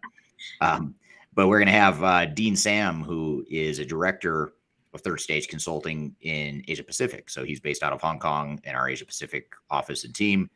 And he recently gave a presentation at our Digital Stratosphere online event, which, by the way, you can go watch all the sessions that we did at that event at stratosphere2022.com. So just go to stratosphere2022.com. You can see this and all the other streams or presentations that were given in that event.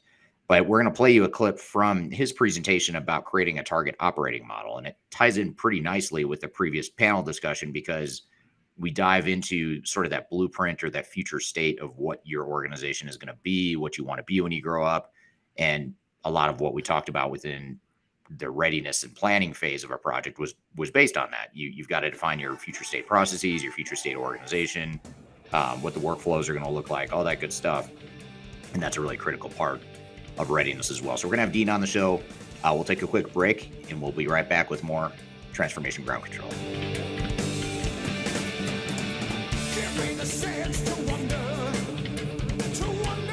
If you are aiming for transformation success, turn to Third Stage Consulting Group. Third Stage's independent and technology agnostic consulting team helps clients define their digital strategies, define their roadmaps, and manage their transformations. With offices in the US, Europe, and Australia, our team helps the world's most forward-thinking organizations through their transformation pitfalls and risks. If you are embarking on a digital transformation or business change initiative, contact Third Stage Consulting to see how we can help you reach the third stage of transformation success. Learn more about us and download independent reports, videos, and other best practices at thirdstage-consulting.com.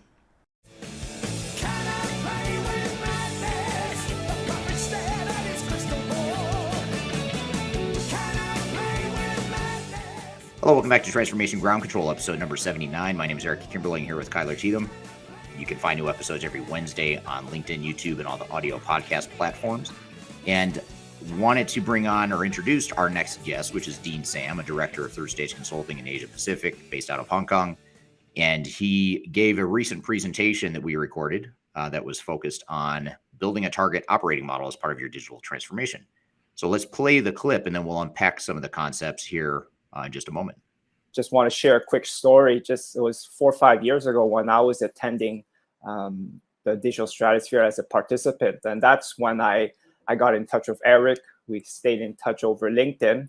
And about a year ago, he contacted me for a project based out of Hong Kong.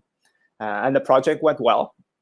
And then soon after, I became one of the members of Third Stage APAC.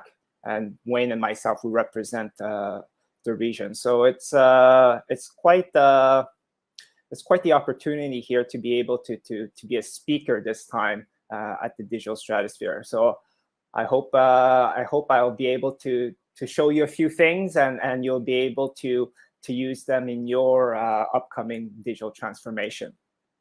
So today's session would be about defining that future operating model.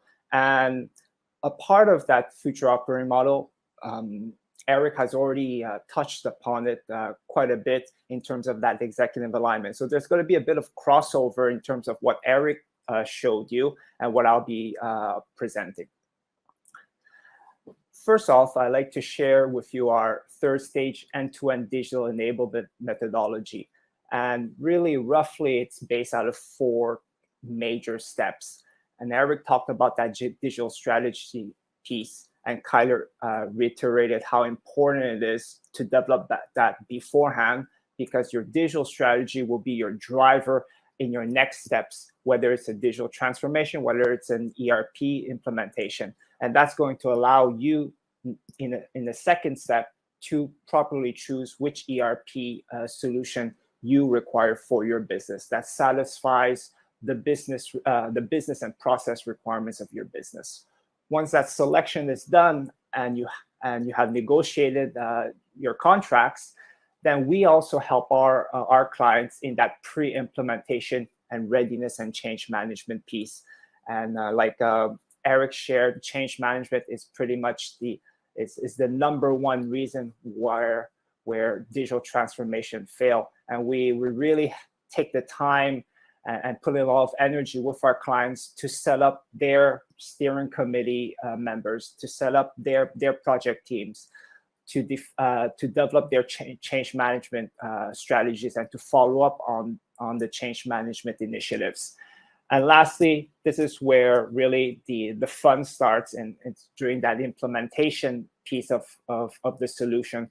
We help our clients to make sure that what the system integrator or the vendor has promised, that they're actually delivering on them. And at the end of the day, once the system is implemented, you're getting the value out of that investment. So in terms of that digital strategy piece, and that's where the operating model sits under that digital strategy piece, is you have that strategic and executive alignment, which we're going to touch upon quickly. And then that's how you're going to start building that future operating model for your organization. So those are the 2 main work streams for this presentation on the digital strategy. As you've seen earlier in Eric's presentation, there were other work streams that fell under that digital strategy piece. So what are the outcomes from not having a digital strategy? I think that's important. If we take away that digital strategy from that end-to-end digital enablement methodology, what do you get out of it? Well, firstly is your solution, there's a good chance that your solution doesn't capture that end-to-end or multifunctional processes in order to deliver business outcomes.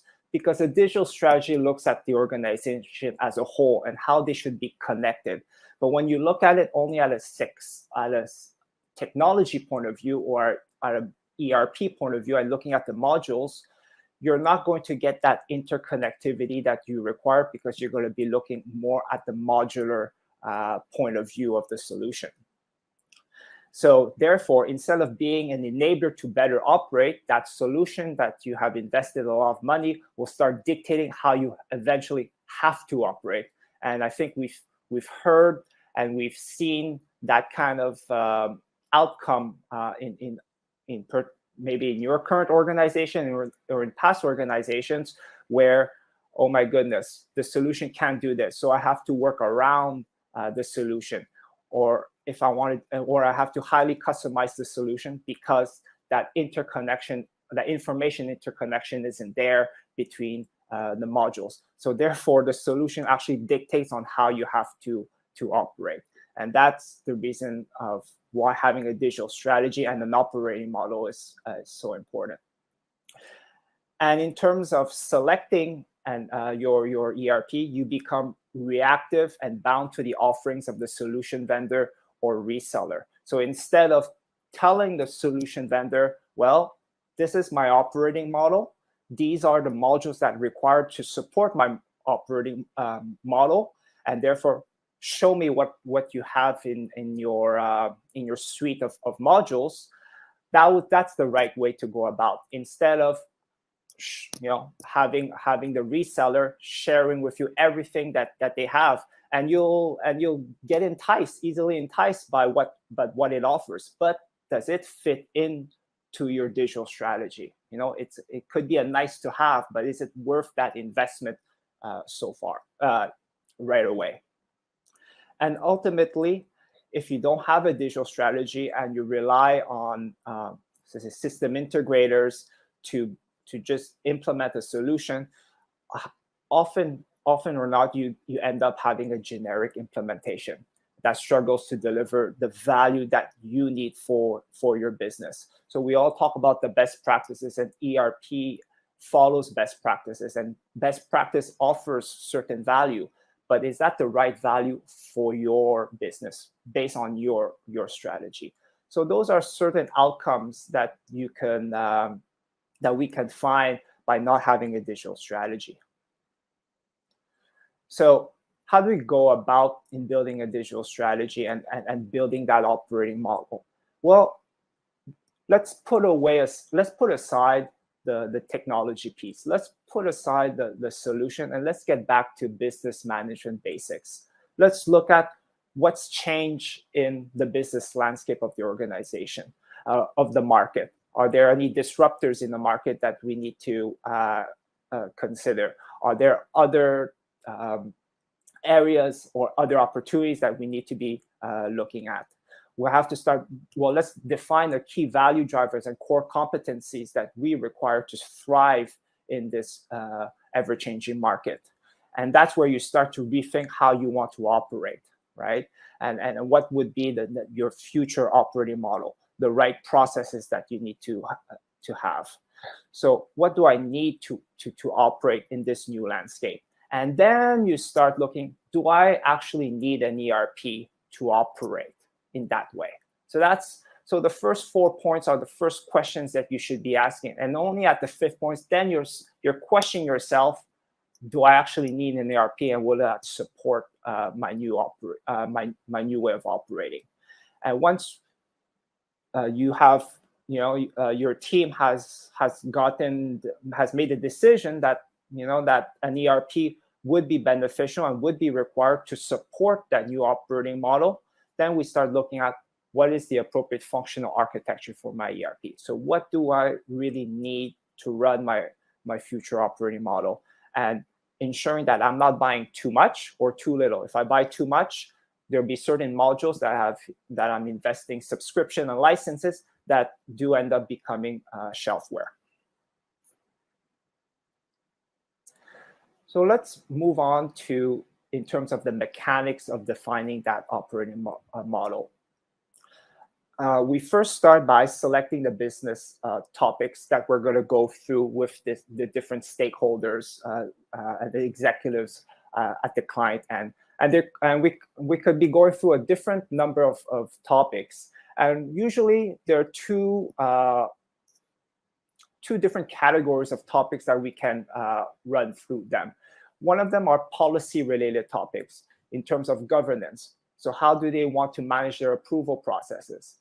In terms of information management, in terms of if they're going through a ever-changing market, how do they want to respond to that ever-changing market?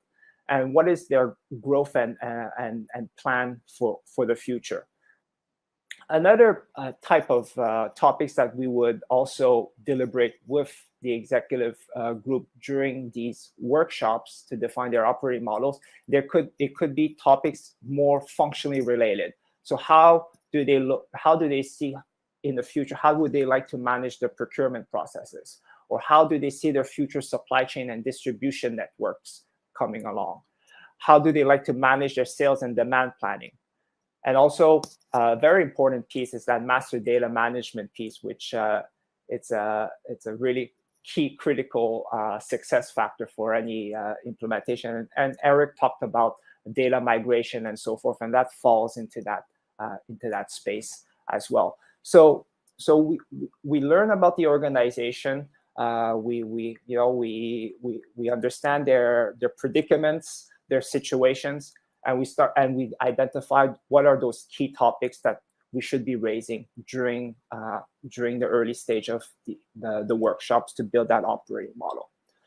Once those topics are defined, for example, governance is one of the topics, we start building that spectrum, all right? And we're looking at, and we start defining at both ends of the spectrum, what does it represent? So on one end of governance, on the left side, is more of an outcome-focused governance and authority kind of model. And on the right side is more hierarchical governance, so based on position and hierarchy. And also, what we provide to the stakeholders is, well, some certain descriptions or model delivery observations on what do these spectrums, each end of the spectrums represent. And in this case, we're outlining what are the pros and cons. Another example, more on the functional side, for example, on procurement management, let's say if an organization has gone through certain mergers and acquisitions, and so they want to combine certain entities, and they want to see what is the best way to manage procurement at the group level between all these entities. So we'll look at different type of models that could exist, whether it's a centralized model that everything is done from a centralized office, or a decentralized model where each entity or each site manages their own procurement, or you want something that's more hybrid, where you have certain roles and responsibilities sitting at the group level, and maybe more on the strategic side of procurement. And then you have the at the entity level, at the site level, that are managing more the operational day-to-day side of purchasing. So we will provide those model delivery observations just to help build clarity of what do these spectrums represent. And from there, we ask the stakeholders to plot their current state points along the spectrum, as well as their future state points. So the current state are the red dots, and the future state are the green dots. As you see in governance, one of the outcomes that we can find is you have certain executives that are very much aligned in terms of where they are currently, in terms of their governance model, and where they want to be. And they want to move more to an outcome-focused driven model. So therefore, providing ownership provide ownership to the different users, so they can make the decisions, and not always having to go through different reporting lines to get approval, which could stagnate growth, and which could stagnate stagnate the speed of business. Another example that we could find is, well, there's quite a difference between the views of different executives of where they currently stand and where they want to go, and that's where we have to talk it out. And it's better to have this kind of visualization where you see different executives being not being aligned, because this is where they need to talk it through. What are the pros and cons to go decentralized and centralized? And that's the purpose of those workshops. And at least you get that done now before you implement, for example, that procurement module for your ERP. We're here at Dean Sam talking about future state target operating models within digital transformation. We're going to continue the conversation when we return. We'll be right back with more Transformation Ground Control.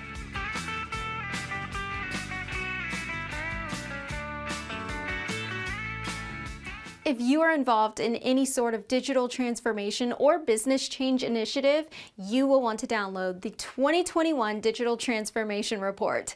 With its comprehensive overview of business and technology trends and best practices, this report is a must-have guide for any transformation project or executive team. Download this free report by visiting Third Stage Consulting at thirdstage-consulting.com. You can also visit our website to learn more about us, or or download independent reports, videos, and other best practices. Again, visit thirdstage-consulting.com today to learn how to take your transformation to the third stage of success.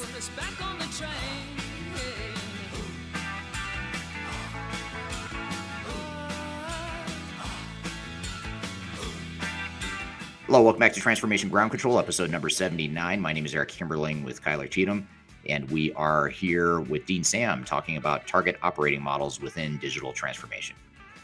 So once those discussions have been made during those workshops and what's required to achieve the future state, we usually record all these sessions because there's a lot of information that comes out from all those stakeholders, and we re-listen to these to what they've shared and what are their views, and we help start articulating what are the operating principles. And the operating principles is really what drives or what defines that future operating model.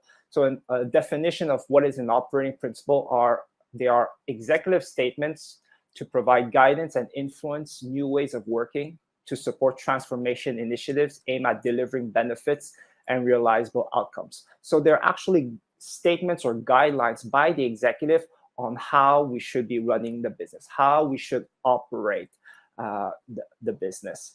And those are very, very powerful because it gives them now a solid framework, a solid basis to drive the next steps of the digital strategy. And here are certain examples of operating principles that came out of the governance topic. One of them is we have the appropriate risk-based controls for approvals and sign-offs, considering the relevant governance framework of each business unit. Another one is we have clear definition of roles accountable for approvals and sign-offs, thus limiting excessive multi-level approvals. So those are clear statements on what the executives are looking for in terms of managing their governance model. In terms of procurement management, one of the principles is we centrally manage our supplier relationships to leverage strategic partnerships and to evaluate our supplier base through a consolidated vendor performance reporting system. So this is where they really want to go into a consolidation mode, a centralized mode to manage their entire pool of suppliers. And during this exercise, we usually get out of 2 or 3, or it could be 4 different principles out of each topic.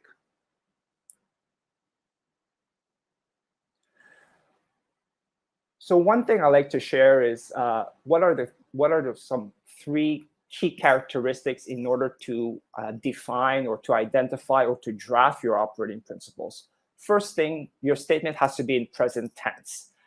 It's not we will do this. It's we have this, or we are currently performing this. So it has to be in present tense. You already have to believe that it's already working with you, is working in the organization, and that helps to crystallize and that operating principles and drive how to get that how to bring that to life in your organization. The next piece is that operating principle serves for the executive team and steering committee, serves as a clear indicator that the ERP implementation project is on the right track to achieving its objective. So those, like I said earlier, those are the basis and framework to drive your next steps in your digital strategy or your ERP and digital transformation journey. And along the way, during the different project gates that you have to go through, the different project meetings, the steering codes, we're always going to rely, are these operating principles, have they been designed into the processes? Have they been designed into the build? Have they been designed into the change management program? And that's all the steering committee and executive should be looking at in terms of knowing that the ERP investment is going towards the right direction. So it's those operating principles is a very strategic way of defining your your digital strategy. And at the end, once the solution is delivered, the project is completed, the principles is basically it's have you ticked off that principle? Is it recognized as being delivered? Yes or no? And it's very easy to identify if it's been ticked off or not at the end of the day. So those are those three characteristics that we feel are important in terms of defining or writing up a well-written operating principle. And Dean, I wonder if we can jump in with just a few of these questions here in the questions and answers area. I think this is a good time to address one of our top voted questions here, which is the obviously digital transformation is a big journey, workshops, projects, sub-projects, meetings, interviews, and so on. At what point or at what circumstance do you meet the most resistance or fatigue on the client side when you participate in a project? Can you help us understand that? In terms of fatigue, I would say change management is a very stressful area for executives and for clients, because this is an area where roles and responsibilities will have to change whenever we start looking at the org structure and so forth. And this could be a very taxing part, both from the executives who have to drive that change, but also it could be also stressful for the functional people also, because they know that maybe their current roles and responsibilities might change along the way. Absolutely. I think that makes a lot of sense. When it comes to this operating principle, can you give us an idea of when this should be defined within a digital transformation timeline? Oh, it should be, I would consider as step 0, like Eric was mentioning. It should be done ideally at the very start, when you're even before you're considering to select a solution, having those operating principles. And I'll show some examples later of even before selecting an ERP solution, how having clear operating principles can help in that selection process. Absolutely. And if you are an organization that is working to do kind of this phase 0 pre-work, what are some resources that you can look at when defining a future state operating model or a target operating model, when that may not be your day-to-day roles and responsibilities? Are you talking at the client side, I'm assuming? Yeah, so basically, if you're starting out and you want to say, hey, I'm defining my operating model or my operating principles, what are some things that they can start to do? Would it be to engage an expert, or would it be to follow a certain framework? What are just some pre-work examples of what organizations can do today within their circle of influence?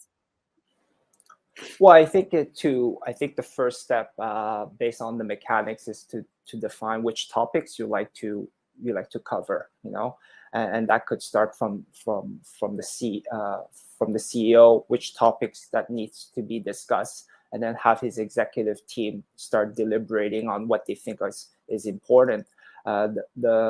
The greatest thing about these operating principles is the discussion, really.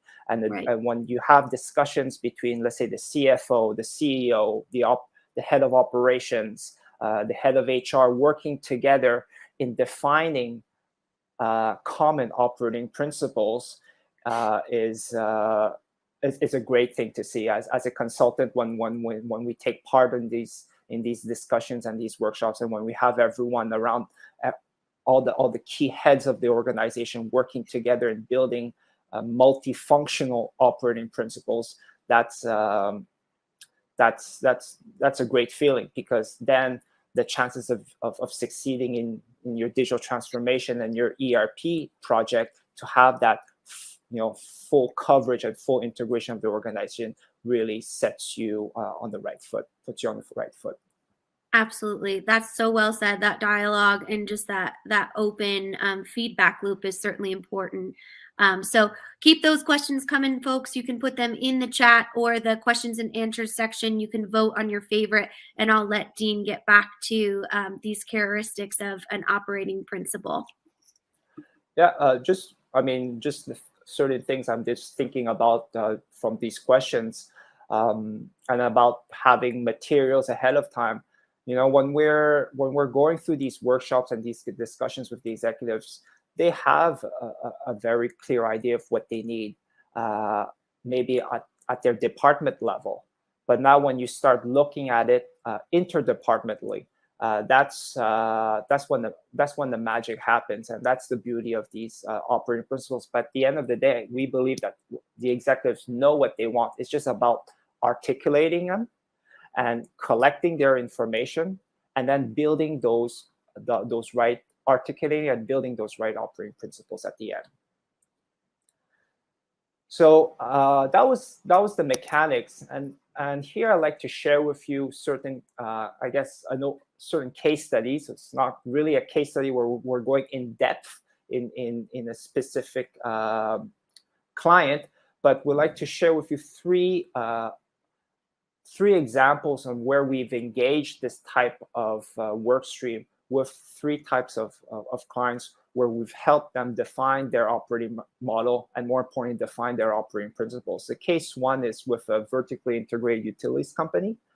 Case two, it has to do with a manufacturer that through mergers and acquisitions is looking to incorporate a new entity within their existing ERP.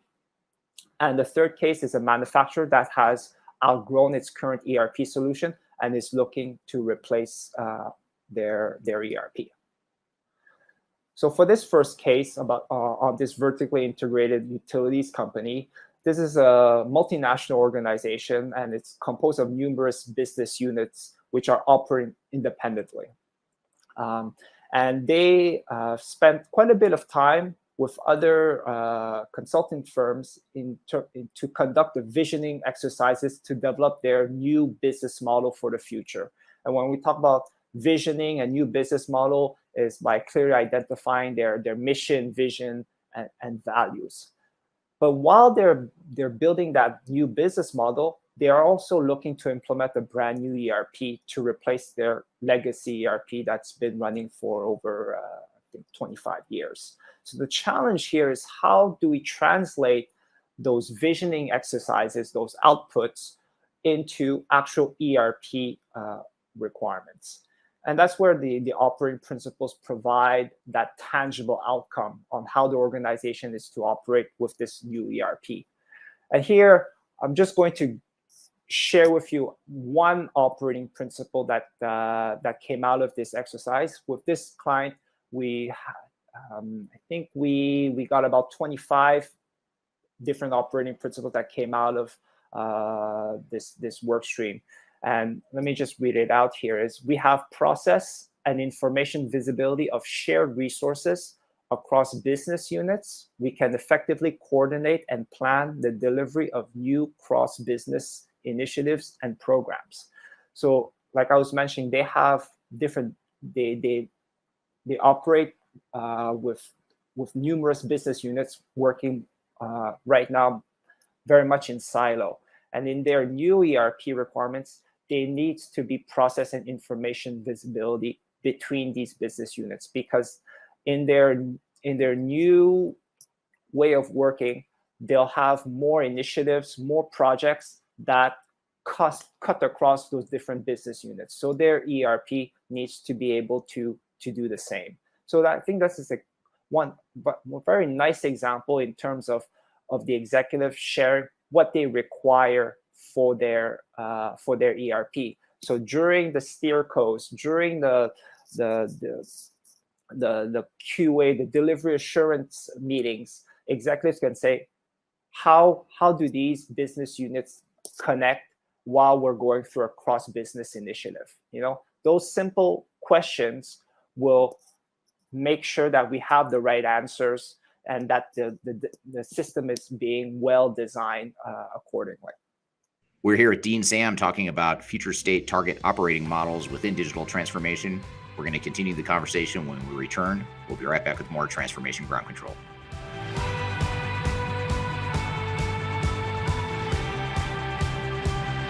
If you are aiming for transformation success, turn to Third Stage Consulting Group. Third Stage's independent and technology agnostic consulting team helps clients define their digital strategies, define their roadmaps, and manage their transformations. With offices in the US, Europe, and Australia, our team helps the world's most forward-thinking organizations through their transformation pitfalls and risks. If you are embarking on a digital transformation or business change initiative, contact Third Stage Consulting to see how we can help you reach the third stage of transformation success. Learn more about us and download independent reports, videos, and other best practices at thirdstageconsulting.com.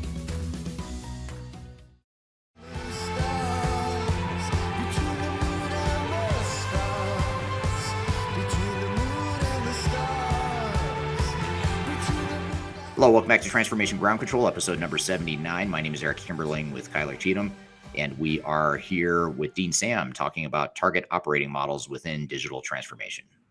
The second case is through mergers and acquisitions where a manufacturer is looking to incorporate a new entity. So you have entity A, which is using ERP X, and entity B with an ERP Y. And the result is at the group level, where you have both entities consolidated, all of them would be using ERPX. And the sales vision is to consolidate both entities on an integrated planning platform. That was the desire of the CEO. So the challenge is, what does this integrated planning platform look like? How will you consolidate at the group level? How does it look like, that consolidation piece at the group level? So the operating principles offer that opportunity to really crystallize how that consolidation would look like. Here are two examples of operating principles that came about this exercise. First one has to do with their sales and customer service department, where it has to be integrated, consolidated at a singular point, so they can service all customers relating to activities cutting across all product families. So no two sales team, no two customer service teams based on entities, but just one consolidated team. The next one is about master data management. It's across all sites, we abide by the same master data structure and data definition requirements. So it's very, very clear and obvious what the executive is looking for through this consolidation of this new entity in the ERP. They don't want this, although they'll be using the same ERP vendor or the same ERP brand, but they don't want two separate instances working in tandem. They want one instance working together. So they have to share the same master data files and have the same data definition. So it's very clear what they desire through their digital strategy. The next case is a manufacturer who has outgrown its current ERP solution. And they have already done quite a bit of analysis internally in terms of their current processes, what are their current pain points, and so forth. But oftentimes when you do these these process maps of your as is and you identify pain points are often just a symptom, but not the actual root cause of the problems of the system. So there's a lot of more work to be done in terms of identifying those root causes. And this client has engaged Third Stage to conduct a requirements-based evaluation scan of the appropriate ERP solutions. So they're looking for us to find to evaluate the best solutions for them, and we propose them to go through the operating model exercise, because that will allow them to give them the best chance of success in terms of finding or identifying the right solutions. But firstly, before finding the right or choosing the right solution, is identifying what you really need. What are your business requirements for the ERP, for your ERP, especially your cross-functional requirements. So those operating principles that we have developed, what we help them develop, will allow to derive that functional architecture and modules required for their future ERP. So again, making sure that they have the right modules and not buying too much or not enough. And this is one example of an operating principle that came out of this exercise. Is we assess the the value trade-off between the cost of carrying additional end products versus changeover and productivity costs to accurately optimize the scheduling of our mixed model production lines. So here, if we unpack this statement, we're touching upon different modules that are required to deliver this actual operating principle. We're talking about inventory here in terms of identifying your locations in order to identify what are the carrying costs incurred per inventory location. We're talking about changeover and productivity and scheduling. So you require that manufacturing management module where your bill of operations and your routings have to be well defined. And then financials, where your cost allocations have to be well connected with your manufacturing management and your inventory management piece. And also what's required, and that sits below those three modules, is a business intelligence system in order to be able to calculate and develop those scenarios to assess and to ascertain that value trade-off that's required in order to develop the right scenario for their scheduling. So just by developing operating principles, again, here it's very multifunctional, and we also understand now what modules are required, but also how they have to be linked together, and that's where you really get the value out of your solutions, by linking modules together and not having them working separately.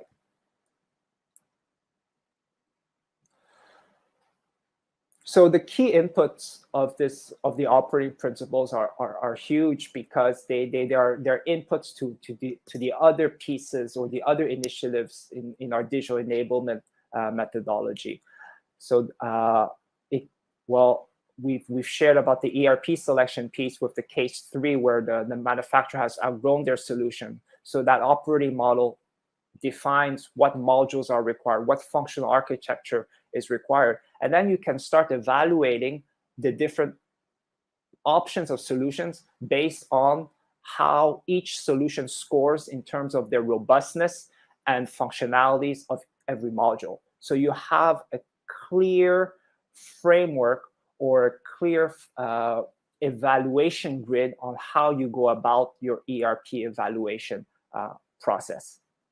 So and you can quantify it, and that's really important.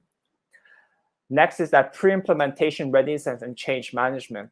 And actually, with one of the clients that we've shared in one of those 3 cases, they were very, very how can I say, they saw a lot of value out of those operating principles, and they have continued to engage with us in order to implement those operating principles in their change management initiatives. And that's where we're embarking with our change management consulting and working with their teams in order to realize those operating principles.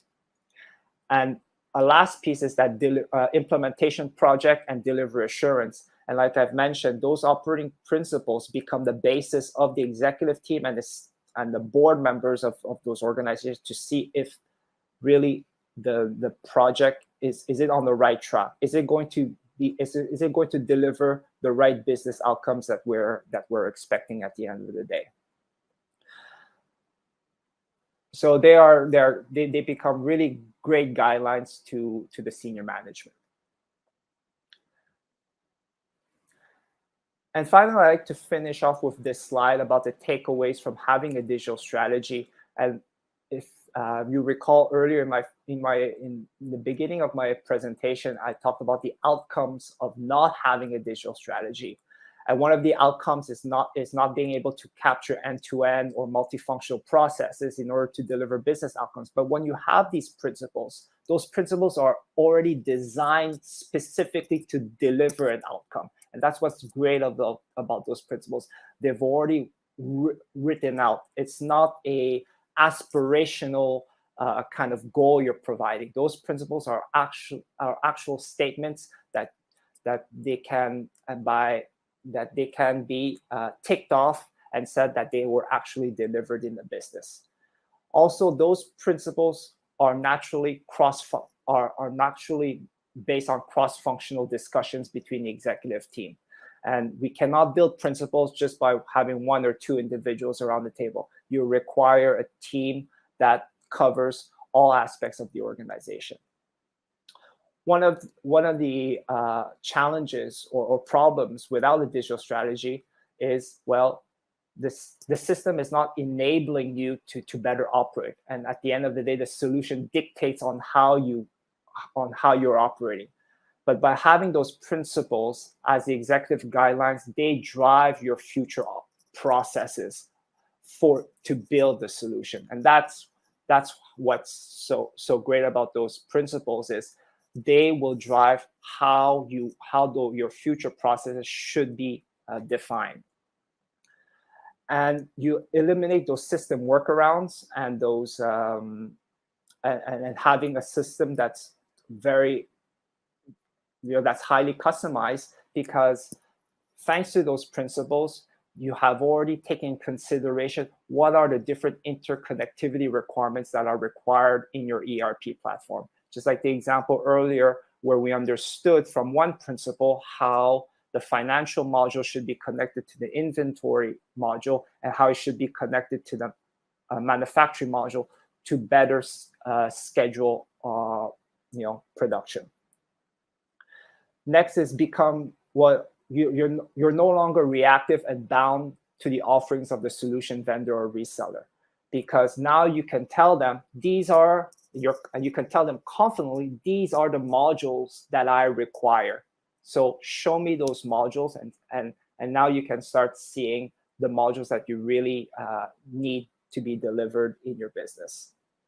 And ultimately, here, the last challenge is you end up with a generic implementation that struggles to deliver value.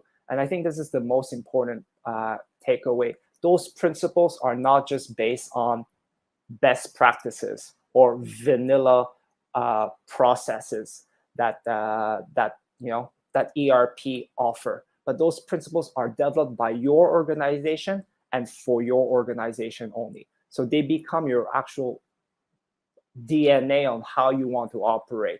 So no one can take that away from you, because they were developed by you only, and you own those principles. So really, you're building the right processes and you're building the right solution design to meet your actual business requirements, not the business requirements that are coming from simply from an out of the box ERP, for example. I think that's a really interesting segue, Dean, into just kind of the dialogue that we're having here in the chat, which I always love kind of these opinions. So I'm going to start with that, and then I'll go back to a few other questions that people had. But basically, you had just touched on what it means to buy kind of an off-the-shelf software and be kind of tied to that functionality. And similarly, we're having some conversation around kind of who is the king of ERP in the APAC region. And we're talking about how perception often kind of seems to transcend the actual need of the business or the organization. So I wondered if you might speak to that from a regional perspective of how you might be able to kind of flip that perception and get the business to actually do what they need, as opposed to maybe be enchanted with a bigger vendor that might not be perfect or a great fit for their business. Well, we when we speak to potential clients, we also see the scenario where clients or potential clients don't choose third stage as as a partner in order to build that digital strategy and build those operating principles and go straight to the system integrator, because they believe the system integrator has everything that they have to offer. But at the end of the day, a system integrator, what they are there for you is basically selling a system and implementing it and moving on to the next job.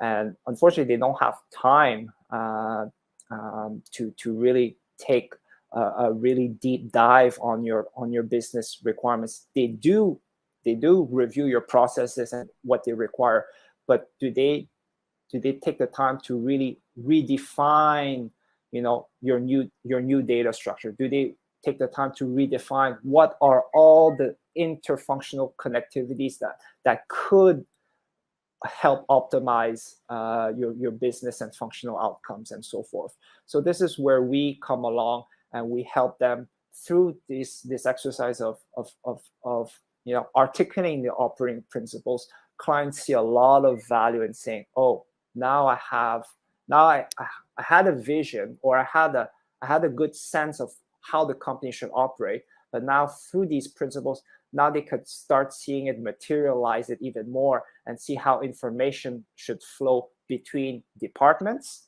but also within modular applications.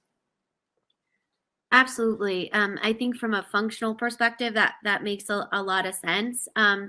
I'm wondering, so D365, for all of you that are kind of talking about it in the comments, again, great dialogue, is on the top of our top 10 ERP systems. We make that list globally from a lot of industry research we do, obviously from our client case studies and just overall support within the marketplace. It seems from our feedback here with our APAC stakeholders is D365 is not a well-known or not sought after, it sounds like, based on this product or based on this conversation, product in the APAC region. Is that something that you've experienced on the third stage side with some of your clients and in that space?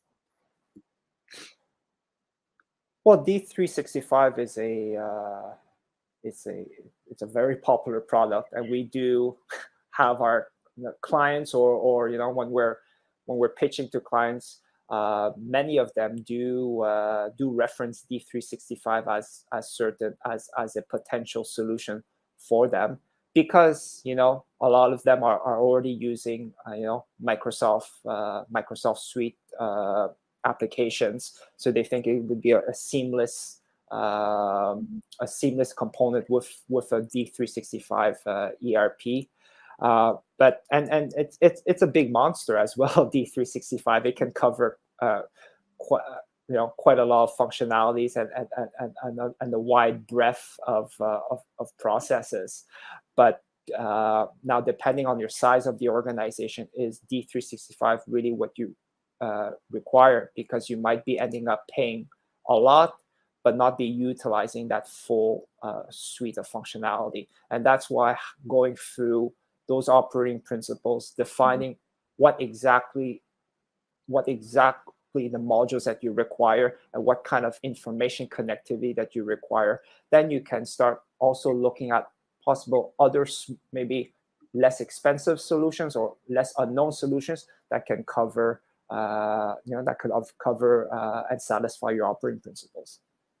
Absolutely. And everyone here, please stay tuned for Wayne's keynote after this. He is actually talking about software selection and vendors in greater detail. So definitely stay tuned for that. The question I want to end with here before we take a quick break and come back is Roberto asked you specifically if you could explain more in the BI in your process, or the business intelligence, rather than just a part of the system.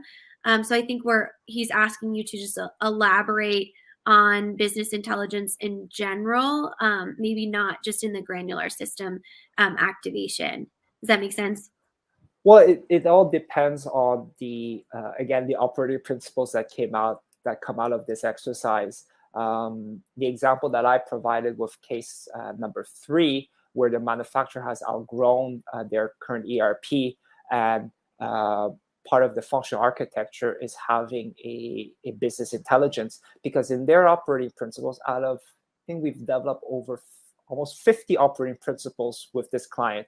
And out of the 50, 10 operating principles were focused on scenario modeling, or scenario modeling and building algorithms to find the right scenarios, or find the most optimal options. And therefore, so in their respect, they had a big need. They had a clear requirement for a business in a robust business intelligence module in order to cover the entire breadth of functional modules that are required in the ERP. If in other circumstances, where during the operating model exercises, where there wasn't much of a need to develop scenario modeling and then build analytics in their operating model, then we would refer back to just maybe using the reporting system and the BI functionalities that are already embedded in that ERP solution. Thank you, Dean. That was a great presentation, very helpful and very relevant to any sort of digital transformation. And hopefully the audience found some value in that discussion as well. There's a couple of threads we want to pull on and follow up on related to that conversation. But first, we'll take a quick break. We'll be right back with more Transformation Ground Control.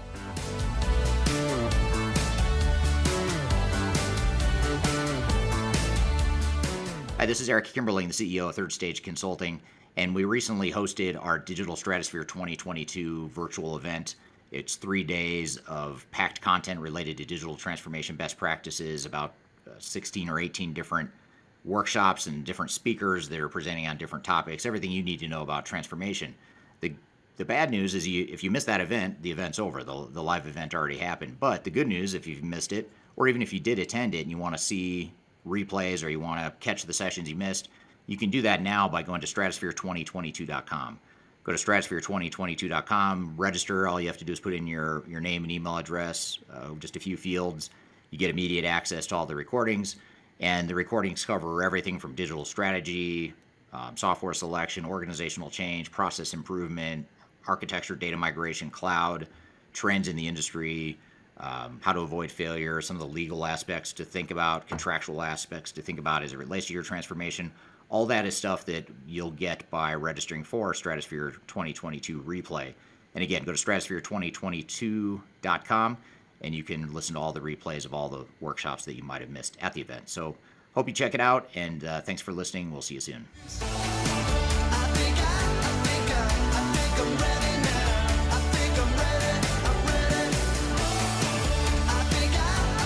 Hello, welcome back to Transformation Ground Control, episode number 79. And we just had Dean Sam on the show talking about the future state target operating models and how that all ties into digital transformation.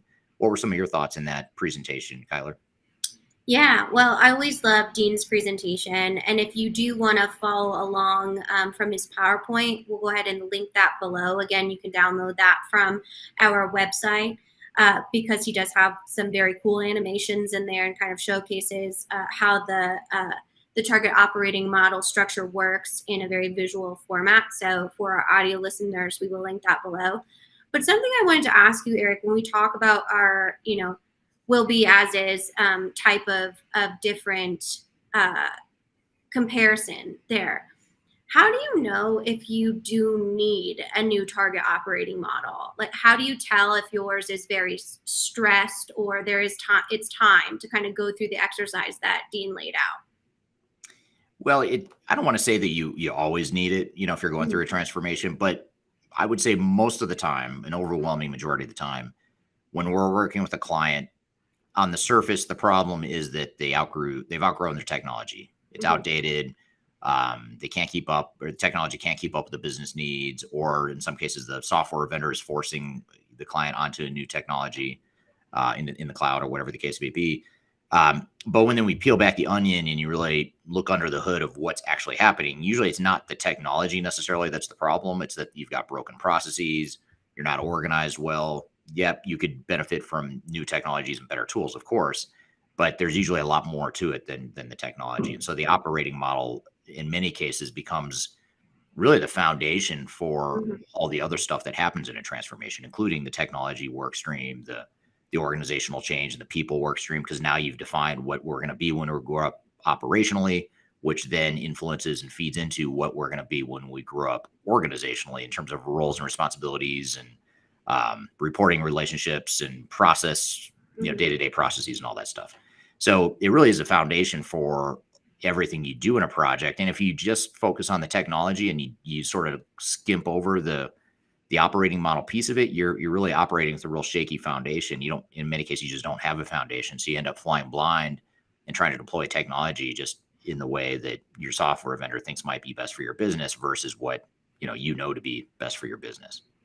And that leads me to my next question. We kind of talked about the prioritization structure. So target operating model, obviously the overall, at least loose structure needs to be defined when having that software conversation. What's the balance between having a software solution, specifically an ERP, that isn't going to do everything that you want it to do? Maybe it will 1% of the time, but likely there's going to be shifting that you need to kind of meet the software in the middle. What's the balance that should look like? And how does an organization know if they're losing too much of their identity in that target operating model because of a wrong fit software?